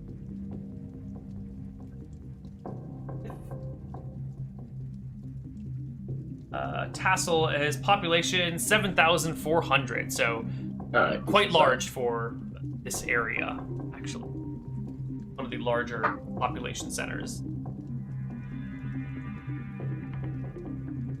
All right. Would this guy fit in my chest that I bought? Chest? Remember I said I wanted a chest that I would have all the oil in? Yeah, I don't know if he'll fit in there, unless you want to Dexter Morgan him and cut him up into small pieces and neatly arrange him. No, we're not going to do that. Yeah. That's too messy. Yeah.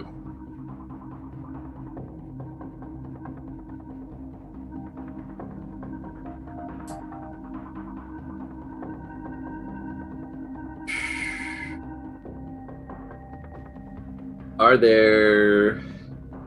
So looking around, do they have rain barrels here? I'm guessing... They do. Yep. Right. I'm going to go find not one from Carriages R Us, but I am going to go find a barrel. Yep. Big enough to put the constable into. Yep. All right. You can empty it out and stuff the body in there, close the top, and stick him in an alley and wait for someone to smell him. Are there any warehouses about? Definitely. All right. I am going to sort of roll the barrel as best I can, trying to keep a much better eye out this time, going down alleys, whatever it is, to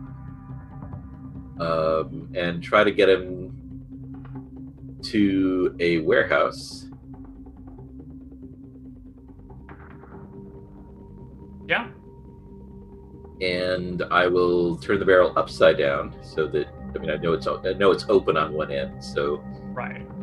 The closed end or the open end is down. By a window, do a warehouse or like a high up window or something, and I'll make some pretty obvious scratches on the wall of the warehouses if I was trying to get in, if I could reach the windows, if I was trying to pry the window open or something. Sure. Give me another perception check. Let's see if this goes better. I really don't need to take out the entire police force. Yeah, that's better. You can make sure that no one's around and sneak into this warehouse. It is locked. I'm going to need you to make me another lockpicking check. Oh, I don't need to get in. I just you want this on the outside of the warehouse. I want it to make it so that, some particularly brilliant officer will go, look at these scratches. Someone was trying to get into the warehouse. Poor Officer Barney just happened to come across them, and apparently he was a little too slow. Got it. This barrel. I just want to make sure that Officer Barney is not in any way associated with what I was trying to do. Right. All right. Back to try the window again, and this time try to look around carefully again. At least now who normally patrols isn't there. Right. Poor Officer Barnabin, or Barney, or whatever you've been calling him, is definitely not around for this one anymore. So let's get another check. Another lockpicking check. Okay. See if I can do a little better.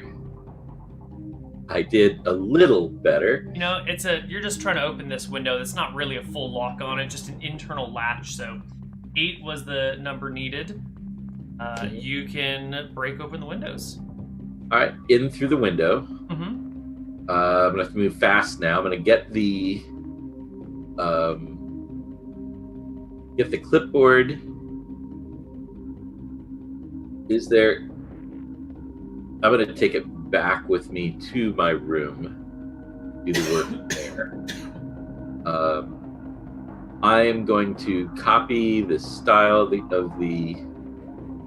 the list on papyrus as best I can. Mm-hmm. I'm hoping that there are lots of little arrows and crosses out and changes, etc., due to everybody covering each other's shifts and things that worked and weren't. You were talking about how the problems that were going. Mm-hmm. Yeah, it's a complicated schedule. There's definitely like crosses and arrows moving this person to that place and vice versa. All right, and I'm going to redo it such that it puts me on duty for the Xanatos's. Perfect. You rearrange the schedule to make sure that you are working with Xanatos because, in fact, they did switch it out so that the new person wasn't driving the ambassador, but one of the more trusted employees would have been driving the ambassador. They were going to give it to Bart. All right. The best employees here at Carriages are us. All right. And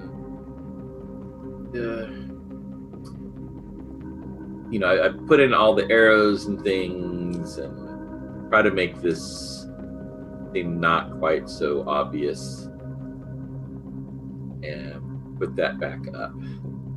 Sure. You put it back up. You can make it back to your in-room. And that leaves us with... that is 12 out of 14 days. You have 2 days left to get anything you need. Now, during the last break, you bought poison. The audience didn't hear that, but you did buy a bunch of poison. Yes.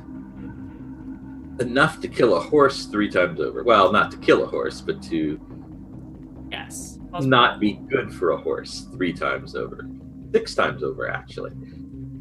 So, I think we're going to go to our last break here, and when we come back, we are going to execute the assassination, and possibly the ambassador.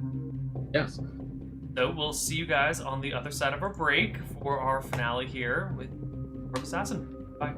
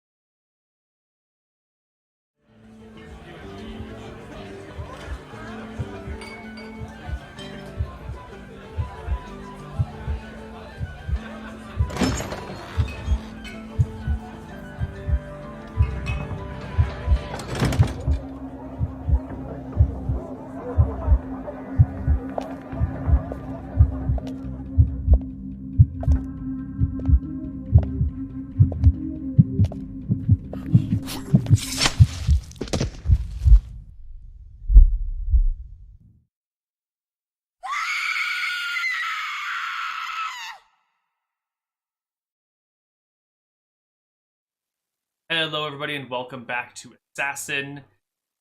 Here we are.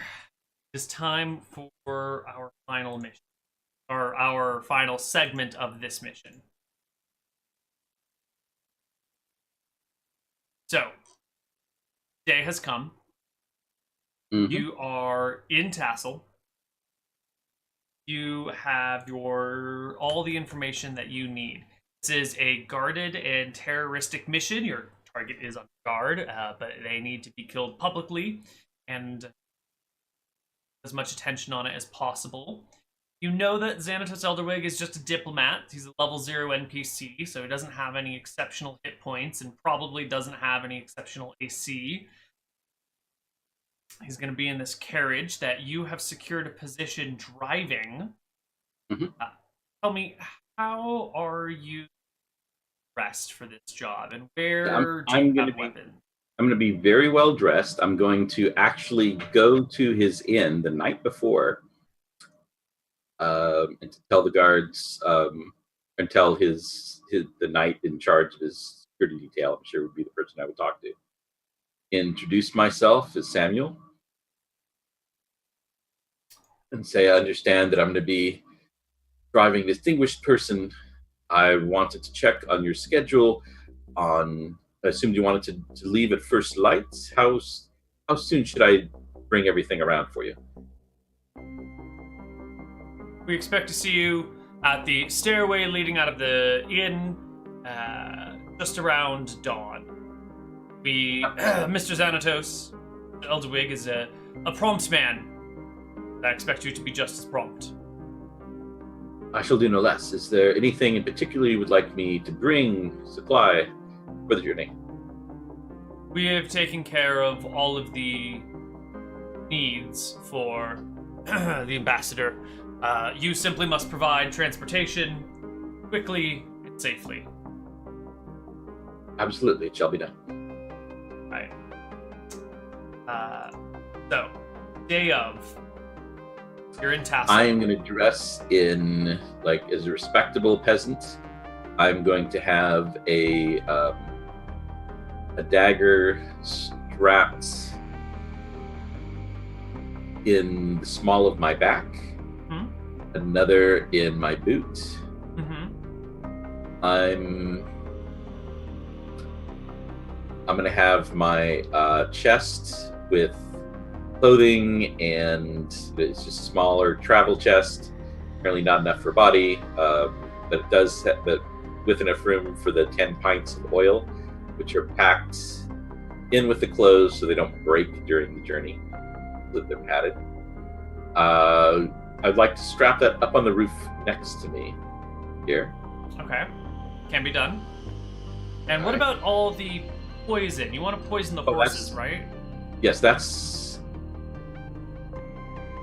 So for that, I'm going to, at the inn where they're staying, can I access, I'll look, is there a way to access their horses? Yeah, their horses are at a stable.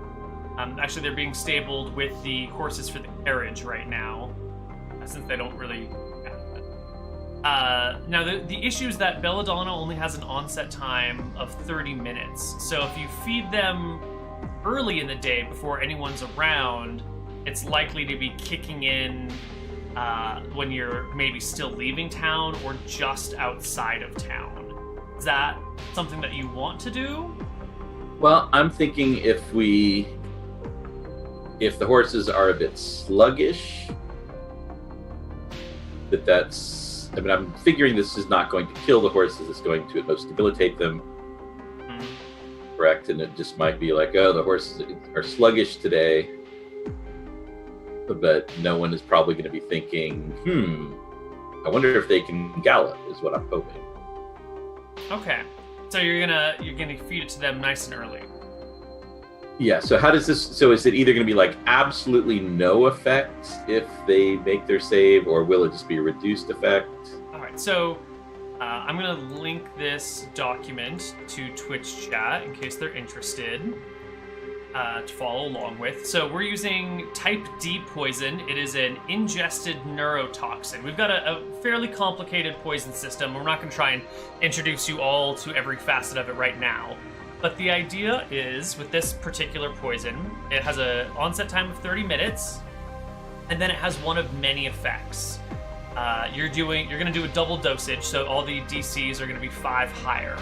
So if the horse makes passes a DC 11 check, it won't die. If it passes a DC 13 check, it won't be incapacitated. If it passes a DC 15 check, it won't be debilitated. If it passes a DC 35 check, it won't be irritated. Now, it's not going to pass all of these. It might pass one of them, or a few of them, right? So let's say it rolls a 12, and it's incapacitated. It'll be incapacitated for about 3 hours, and then it'll be debilitated for a few days, and then it'll be irritated for a few days. But if it passes incapacitation and fails debilitation, it'll just start by being debilitated, and then move on to irritation. So you start with whatever it fails, go through that full effect, and then go on to the full effect of the next thing and the next thing, because it's like a full range. So it would be a DC 11 not to die outright? I don't want to kill the horses, because obviously we're not going to try to ride a dead horse. Right, well, we're also using a modified saving throw here. It's going to be a D20 plus your full con score, not just your con mod. So you would roll like D20 plus 8 for your check. So you would be... So the horses definitely won't be killed because they'll have a... Horses will have, I think they have 12 con. So they're unlikely to be... They can't be killed, actually. The minimum they can roll is a 13. So they can't be killed and they can't be incapacitated, but they could be debilitated, and they will definitely be irritated. Yes, if the check is going to be 35. Sounds perfect. Yeah, they can't enough pass that an I can irritation outride check. them, but if the irritated, is their movement slowed? Let's see. Irritated is technically just a combat penalties of 2 to hit. However, I think when it comes to like horses and racing them, a horse that is irritated will be outpaced by a horse that is not irritated. It's probably not enough to like note. It's not like, I don't want to say like minus 5% to movement, but in a race type situation, it'll definitely give you the advantage. All right. Absolutely. And I'm going to have kind of behind the chest up on the, I'm going to take care of the horses here first, but I'm going to have my bow as the way I typically have it, bundled up. And so it's not obviously a bow, just as a bundle tied to the chest here. But with a knot that I can quickly undo. Okay. Or a slip knot or something here. And so it's stabled, their horses are stabled where our horses are they at? Yeah, because they brought the knight and his 2 other people who are going to be riding have their own horses that they brought over. They came over on the ship, and they need to stable them somewhere. And the inn that's built into the cliffside doesn't have a stable, so they're just, since they're using Carriages R Us, an agreement between them that they'll also like house the horses for one night. So I'm absolutely the person who should be feeding their horses. Absolutely, it's your job as their driver to feed their horses. I do so. I make sure they're well fed with double doses of poison to the 3 horses. Excellent. With double horse doses, so 6 doses of poison. 6 doses, which is enough to kill a man. A human would almost assuredly die with 6 doses. But this is not a human. These are horses, so they'll be fine, just probably really annoyed by it. I'm going to make 3 horse con saves, and we'll see how badly affected these horses are.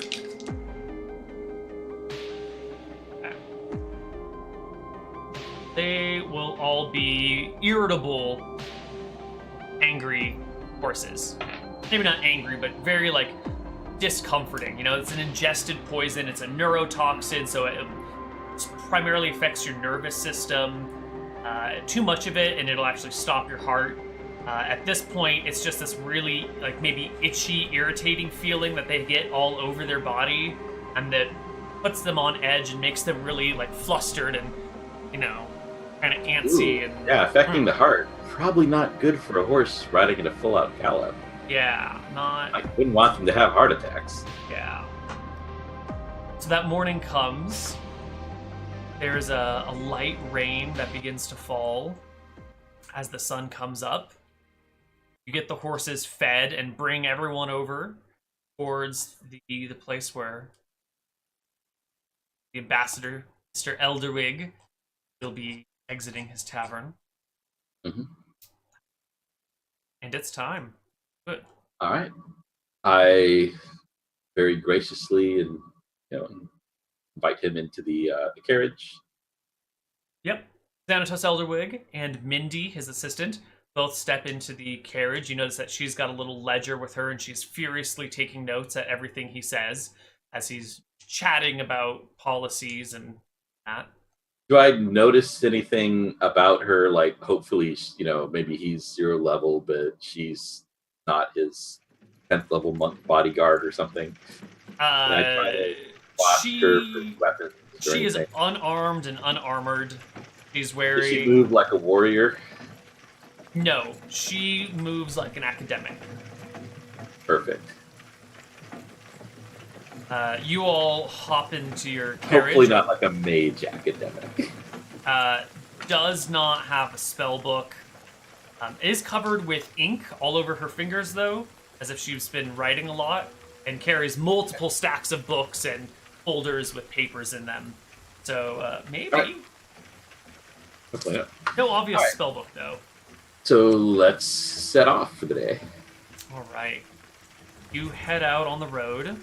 Sitting next to you is one of the guards that is traveling with them. Let's see. This is... Davy is the guard next to you. Name. All right. He sits up next to you on the carriage. Kel Vallis is riding in front of the carriage on his horse. And then the other 2 guards, whose names are Jim and Joan, are riding on either side of you of the carriage down the road. I am going to set off at a... not really going to push the horses because I don't want it to be too obvious that their horses are somewhat debilitated. After about 10 minutes of riding, I'm going to start trying to start a conversation with Davey, trying to generally make friendly chat. I'm going to ask him a lot of questions about himself, be pretty amazed at all his stories. His jokes are hilarious. His Eridonian common isn't very good. He comes from Mistria. They speak Mistrian over there, but he speaks a little bit. His jokes and, he's not a very stuffy fellow for a guardsman. He's sort of relaxed and casual about the situation. He does keep his eyes out, looking everywhere, on alert for any danger that could be coming from outside of the wagon. So he'll chat with you while he's looking around and keeping an eye on things, but very casually, like, hanging out with the driver. He doesn't seem to regard you as a threat. Okay. So just trying to calm his, get him to not see me as a threat. I'll even, as after an hour or 2 of traveling, take a swig from my wine skin and offer him some, No, on duty. You shouldn't be drinking if you're driving. That's against the federal statute of Stromheim. I'm sorry, against Crown Hold. Actually, is that illegal here in Mistria? Maybe it's in Eridon? It's definitely illegal in Mistria, drinking and driving. Well, I just needed a bit to wash the dust out of my mouth. Of course. Oh, I'm here to guard the ambassador, not to enforce the law, so do what you need to do, but you be careful now. You don't want to crash one of them horses. Won't have another drop. Although, luckily, these are the self-steering horses. Ah, good. Self-steering horses. That's what I like to hear. crash when you've been drinking. Yeah, so keep riding. How long is like the first period when the horses are at their most poisoned? Let's see, they will be irritated for a couple of days, actually. This poison will not leave their system for a while. They'll be like this for 2 days. All right. So when I get within, say, an hour of, as we're getting towards evening here, get an hour out of Cauldron. That, I've got plenty of time. That will be when, I'm kind of stretching, get the dagger from behind my back, and then in a very casual movement, so that hopefully they don't even realize what's happened, I am gonna, take it from behind my back as I'm stretching a bit and drive it up into guard's back here. Well, he doesn't see it coming, so make your attack roll at advantage. Okay. That is definitely a hit. Same damage roll as before. Alright, so what do we got here? 2d4 plus 4 plus 46. Yes, sir.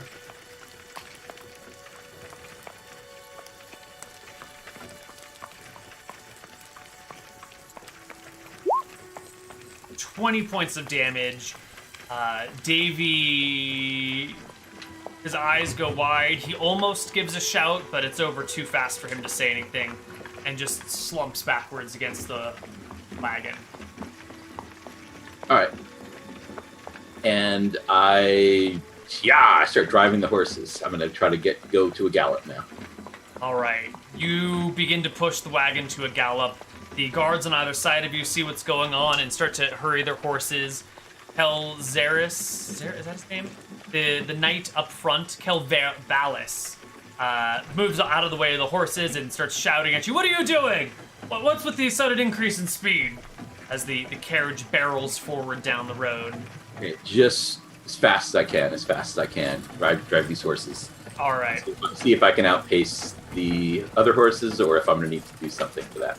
Valis, Jim, and Joan all push their horses as fast as they will go, which, they're riding horses, they're not pulling the full wagon, so they can probably go faster than you if everything else was the same, but their horses are not having it today. They're feeling sick already. I'm going to make some rolls and see how the horses react to this. So Valis' horse is fine, but, Jim and Joan's horses both roll natural 5s. And they won't go any faster. Jim's horse bucks and starts to toss him off. Doing well. Jim needs to make a check. Rolls a natural 1. Jim gets thrown from his horse, careening to the ground while his horse sort of scampers off. Joan's horse is not particularly happy either. It doesn't buck to throw her, but instead comes to a stop and refuses to move. It's just not going anywhere today. So they're left in the dust. All right, so Valis' horse is the one that I need to be concerned about now. Yes. Valis' horse is coming after you. All right. I am going to get everything going. The horse is going fast. I'm going with this in hopefully nice straightaway here. I'm going to, with one hand, grab the bundle with my bow. Unbundle it, and the horses, as I said, they're horses, so they're to some extent they're self-steering unless I try totally self-steering. Yeah, they'll follow the road no matter what. Yeah, so can I then turn and take a shot at Sir Valis' horse? Absolutely. So Sir Valis' horse, he's pushing his horse. It's a nice sturdy one. It's definitely not as fast as it could be going, but your horses will stay on the road. You can get up and take a shot. All right. Is this an assassination attempt on the horse? How will this? look. I mean, the horse isn't really like, oh, I'm ready for arrows to hit me. It's just sort of but it is being horse now. driven by a person who's aware of what's going on. And it is a light war horse. I don't know if I don't think you can get the full assassinate skill on the horse. Okay. Yeah, but you could get your. All you need is advantage to get sneak attack, right? Yeah, but I don't have any way to get advantage on it if it's not. You have advantage on attack rolls against any creature that hasn't taken its turn in combat yet. So let's roll initiative. And if you win initiative, you'll get advantage on the first attack roll.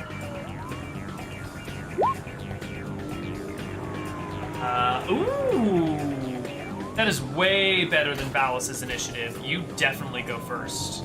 Well, in that case, do I get the assassinate? Because I get the assassinate as long as it's... Yes. And I have advantage on that, And you have advantage. Well, it's always a crit, so yeah. Yeah, That'll work. all right. So, how many die are we rolling now for this crit assassinate? Same as before, 2d4, 46, and 4. Now it's D6s because it's a short bow. Oh, right, so 66 plus 4.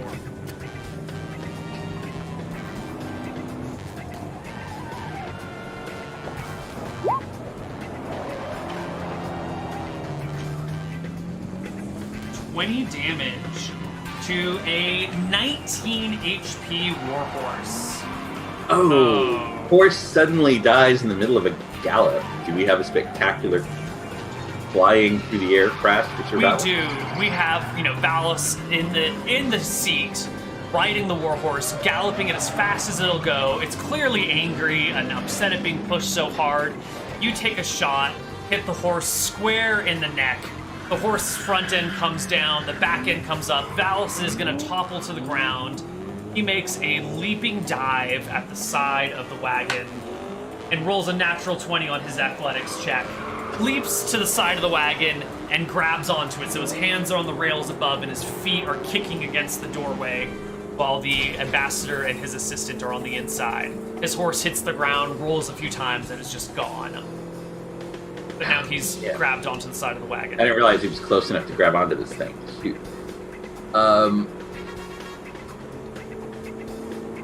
Now is it possible to, since he's hanging on to the side here, do I get advantage on attacking him, since it's not like he can really dodge, or can at least not have his dex mod? Or yeah, so he doesn't have his shield, because he never ended up putting it on. Stopped all of a sudden. Hold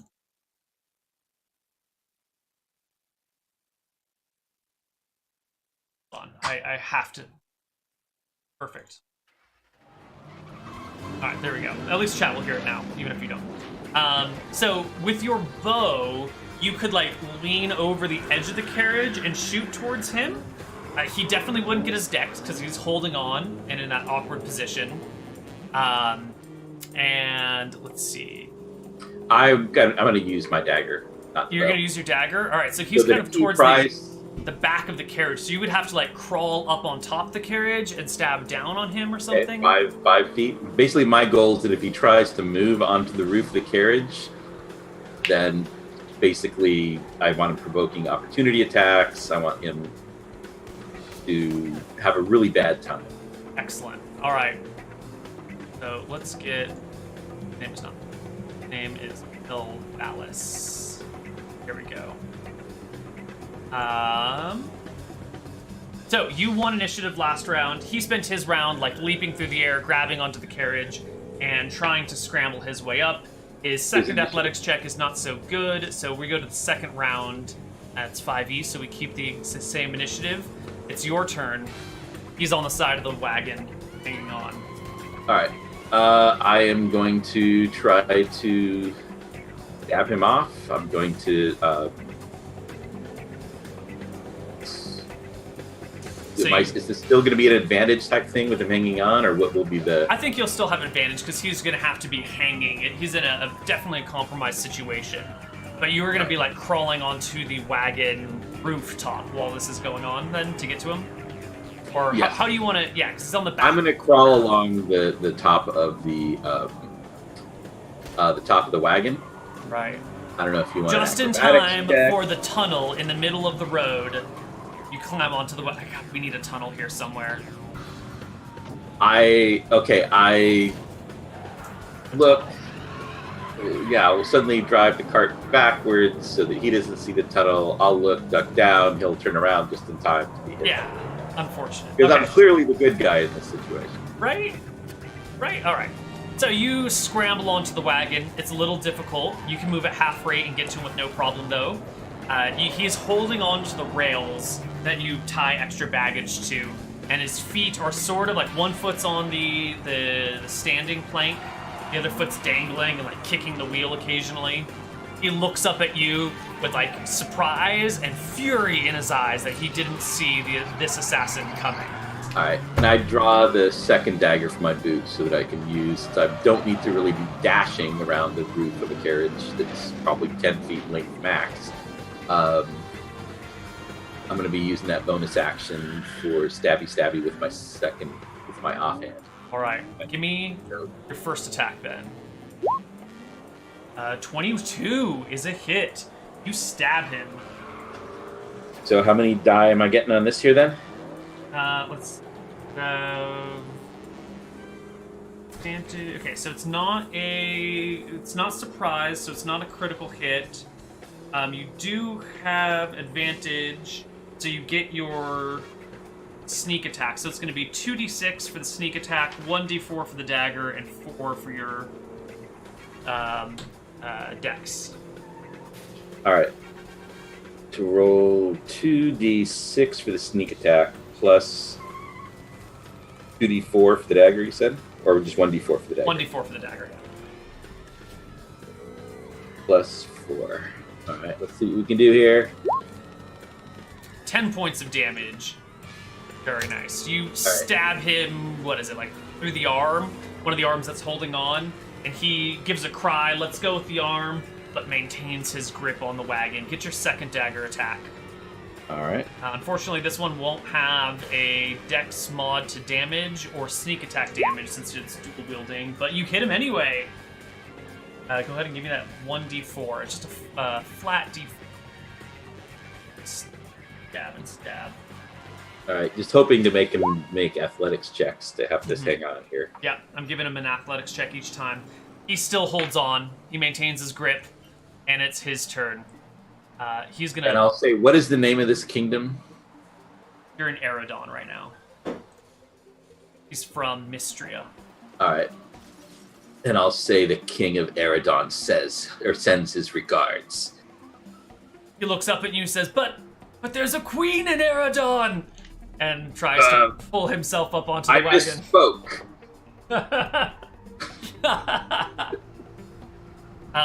He uses his athletics to pull himself up onto the wagon this round.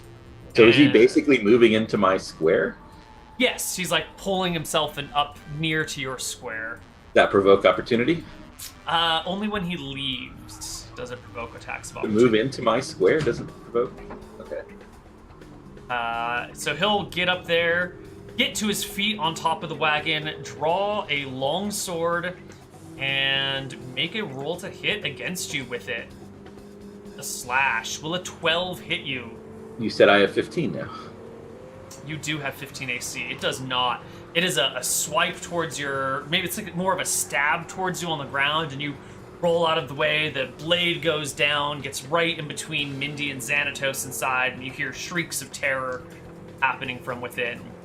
All right. And how bad does he seem? Have I got him halfway down?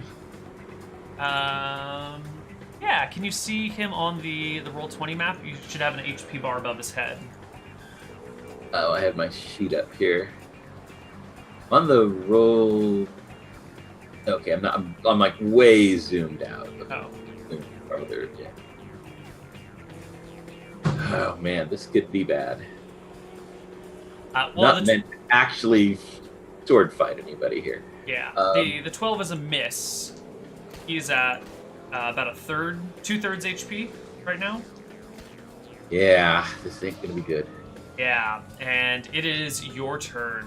What are you gonna do? All right, what are the rules for trying to like kick him off, knock him off? Can I trip him with? Yeah. Can I sort of trip attack? You can make a shove against him. It's just an opposed athletics check, and if you win, you can either knock him down or knock him 5 feet backwards. Can I do that with acrobatics? To try basically for the tripping. The defender can choose to use acrobatics, but the attacker has to use athletics. That might be. Let me double check the rule. Okay. We don't often.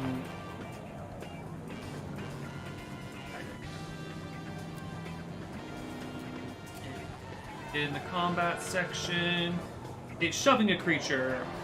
You make a strength athletics check contested by the target's athletics or acrobatics. Yeah, you're required to do athletics here. All right. Yeah, my acrobatics is not going to beat his. I'm sure strength is his primary stat. What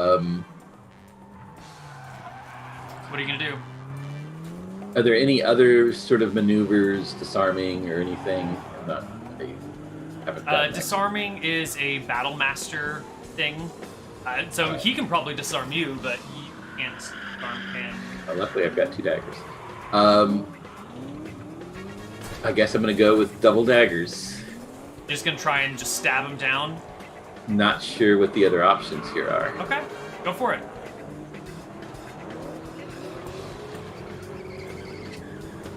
He's in chainmail armor, so his...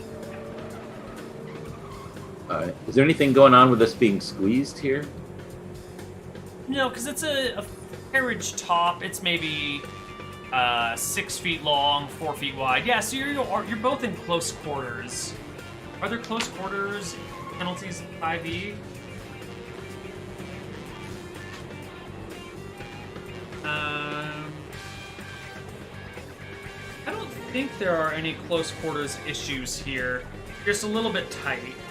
Maybe, all right. Are you technically squeezing with each other? I wasn't sure. I mean, I guess it could be 2 5-foot squares up here, I guess. Yeah. Take a look at the squeeze. And the carriage is probably 5 feet. Well, the carriage is probably 5 feet wide, 10 feet long. So 2 5-foot squares. Maybe. Yeah. All right. Are we having to make any... I mean, the horses are galloping. We're standing on a carriage roof. Any acrobatics checks to... if we're fighting? Yeah, I suppose each round, each of you should have to make an acrobatics check to stay stable, to stay on your feet. And he did make his that round. You make yours. It's not a difficult check. It's just got to be a 10. Okay. And I'll try to dagger. Ooh. Oh, yeah, I'm daggering. Good dagger. And the offhand dagger is no good. Now, you don't have advantage here, so you don't get sneak attack, right? It's just going to be your D4 plus 4. Yeah, this is going to be bad. This is not ideal. D4 plus 4.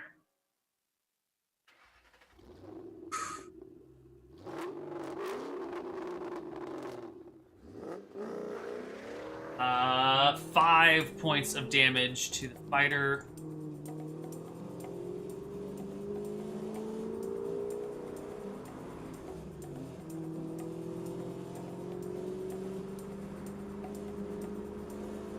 Yeah, so even if you're squeezing, the effects sort of balance each other out.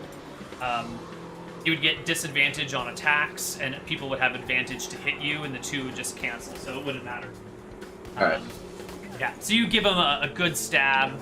It's his turn, and he is going to... probably get me. Yeah. Well, let's just roll to hit at first. A 15 to hit against you. Yep, it hits me.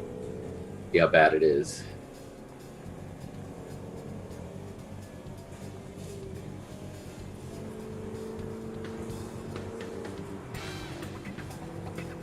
Let's roll for damage here.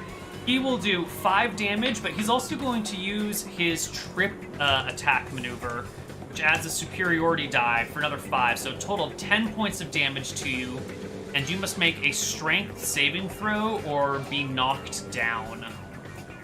Can't use acrobatics for that? Nope. Strength saving throw. All right. He is a battle master. No good. So he brings the sword against you with the flat of the blade, knocking your feet out from underneath you and kind of chopping you at the edge of your legs. So you're now prone. He's standing over you on this moving wagon. He needs to make his acrobatics check now and fails. 2 and 1 is 3. So once he gets you down, he's going for the murder blow when the wagon hits a bump and he tumbles and lands on top of you. And the two of you are sandwiched on the top of the wagon at the end of the round. It is your turn. All right.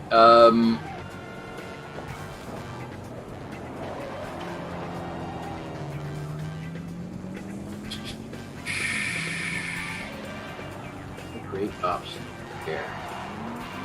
No, so there's no real great way for me to kick him off. I mean, he's laying on top of you right now. You could try and roll him off. That's going to be strength versus his. Well, now that he's laying on top of you, I could say you could use your acrobatics against his athletics. All right, I want to try to acrobatics, try to roll him and send him off the side of the. Sure, you're on the ground. He's on the ground. You're rolling around now. It's not just a contest of strength. It's a contest of positioning more than anything. Really getting the hips off kilter. So give me an opposed acrobatics against his athletics. Ooh. Can we tie break with my dex versus his strength then? Yeah, you want to do a tiebreaker? You mean as a separate roll, or just as you have 17 point your dex? He's got. No, I mean I'm guessing. He has 17 strength, so you have 17.18 versus his 17.17. So I think you roll him off just barely, and since we're doing tiebreakers at this point, I think you roll him and he catches himself on the side of the wagon, dangling. He had a sword in his hand. I'm gonna give him a check to see if he can maintain his grip on his sword. No, he has to drop his sword to catch the side of the wagon and dangle off of it. Perfect. And that'll be your turn. Do you stand up at the end of your turn, or do you stay crouched? So I kind of need to be crouched to stab him with my dagger. Sort of, yeah. You can't stand and hit someone on the edge. Yeah, so I'll be crouched, ready to stab him if he tries to climb back up. All right. He will make an acrobatics check, or athletics check, to try and climb up, and he gets it. Once again, he just swings his legs to the side and hand to hand and rolls back onto the wagon, this time swordless. He has a dagger at his side, which he can draw. So. All right, could I draw his dagger for him? Ooh. Yeah, if you can make me a sleight of hands check, that can be, you can draw his dagger instead of your own. All right. Ooh, not good enough. You go to get his dagger, and he just slaps your hand away. But you can still make an attack with your regular hand. Oh my god. Critical hit. 2d4 plus 4? Do you get... You don't get sneak attack on critical. Don't I think it's it just 2d4.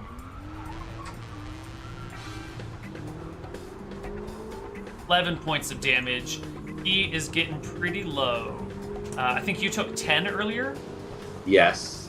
Okay, and you're... So this is bad. Yeah. So you are at 9 out of 19. He is at 5 out of 32. It's his turn. He will draw his dagger and say, and just try and kill you. Just gonna go for one more stab. A 15 will hit for 5 points of damage. Oh, so close. You are at 4. He is at 5, and it is your turn. And the both of you are on top of the wagon, galloping down the road. While I'm gonna have to double dagger him then and hope and pray. Oh, first hand comes in with a wild miss. Second hand gets caught in his armor, doing literally nothing. All right, this is bad. This This is bad. Can I move? I still have a move. You do still have a move. And a dash. And a... Or disengage. No, I just have a... Oh no, because you used your bonus action, yeah. Yeah. You just have a movement. What are you going to do with it? Provoke opportunity, so... I can't give him a free attack on me. Right. It is... like 50-50, I guess, at this point. Alice's turn, and he goes to stab you. And he gets you for 2 points of damage, bringing you to 2 HP. Why won't you die, assassin? Alright, so next round here. I am going to disengage, use my dash move to move out across the carriage out onto the lead horse, moving across the backs of the horses here. Oh, can you make me an acrobatics check as you jump onto the horses? That's good enough. You get down to the area. Did you want to grab anything on your way?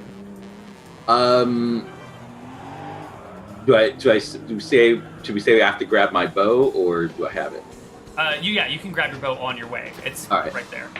And then can I make a bow attack? Sure. You go to the lead horse, right? The very front horse? Yes, I'm trying to get far away from him. All right, so you go from the carriage top to the driver's seat to the back horse to the front horse. And are you standing or sitting on the horse?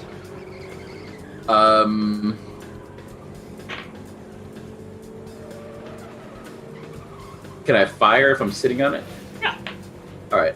So you sit backwards on the horse and take a shot. 22 will hit. So D6 was 4 piercing.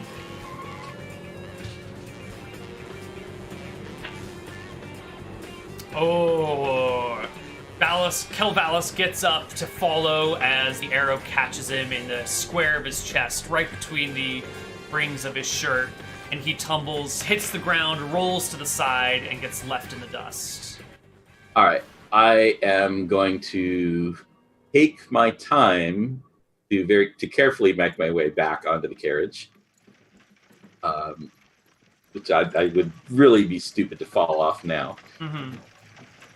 And once I'm back on the carriage, there's a hole in the roof, even from the deck. The sword. Uh-huh. How big is the hole? Sword width. All right. I open the chest. Again, keeping the horses going as fast as I can. I open the chest and start taking out these pint oils. I make sure I'm not getting any oil around me. Uh-huh. But I'll reach around. I'll break.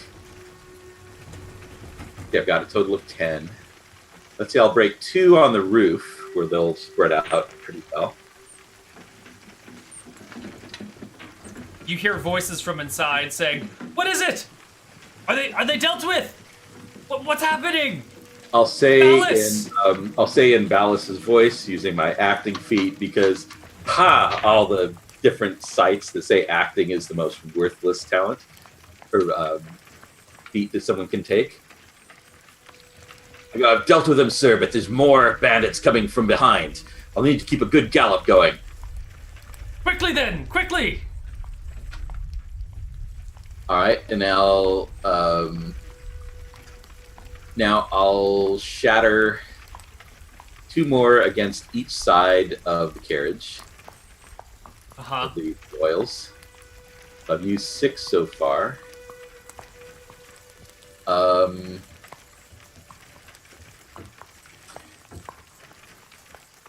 I am going to. Can I lean forward and soak the horses' tails in the two horses back here? Yeah. All right, I get them good and soaked. And I am going to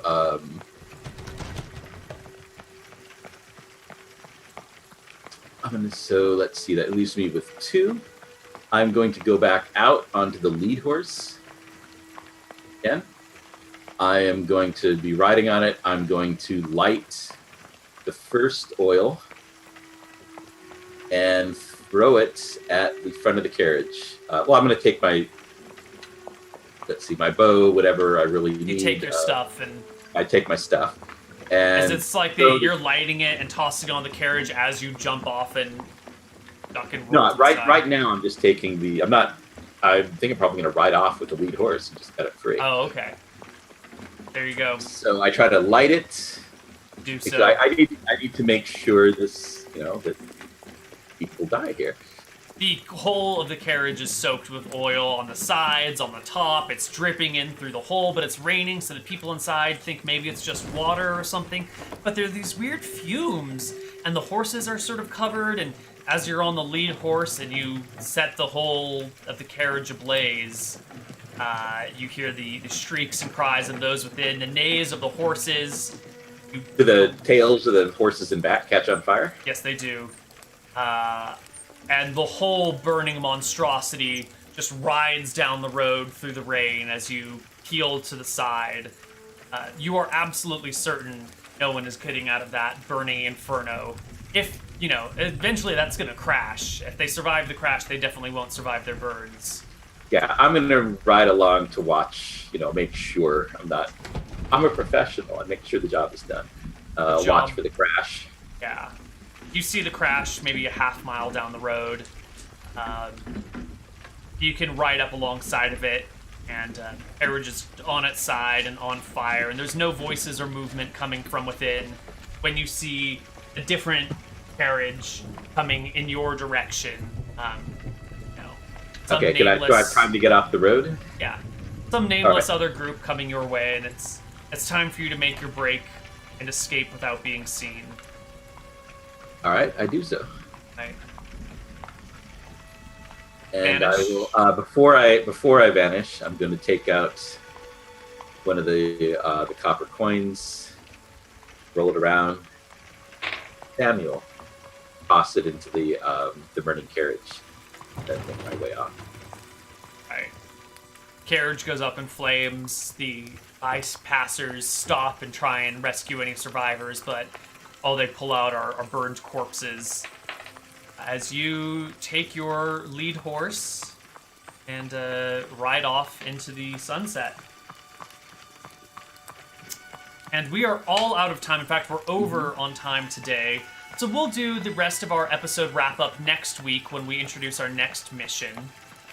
We'll get you your level up and your rewards for this mission next week as well. But hint, it's a level to 5th level, and it is Boots of Elven Kind for rewards. Sweet. So that is it for us today. We will see you next week. Rob, do you have any final words before we head out? I thought that was pretty epic and terroristic in public. I hope everybody enjoyed the show. We will see you guys next week with Assassin. Bye.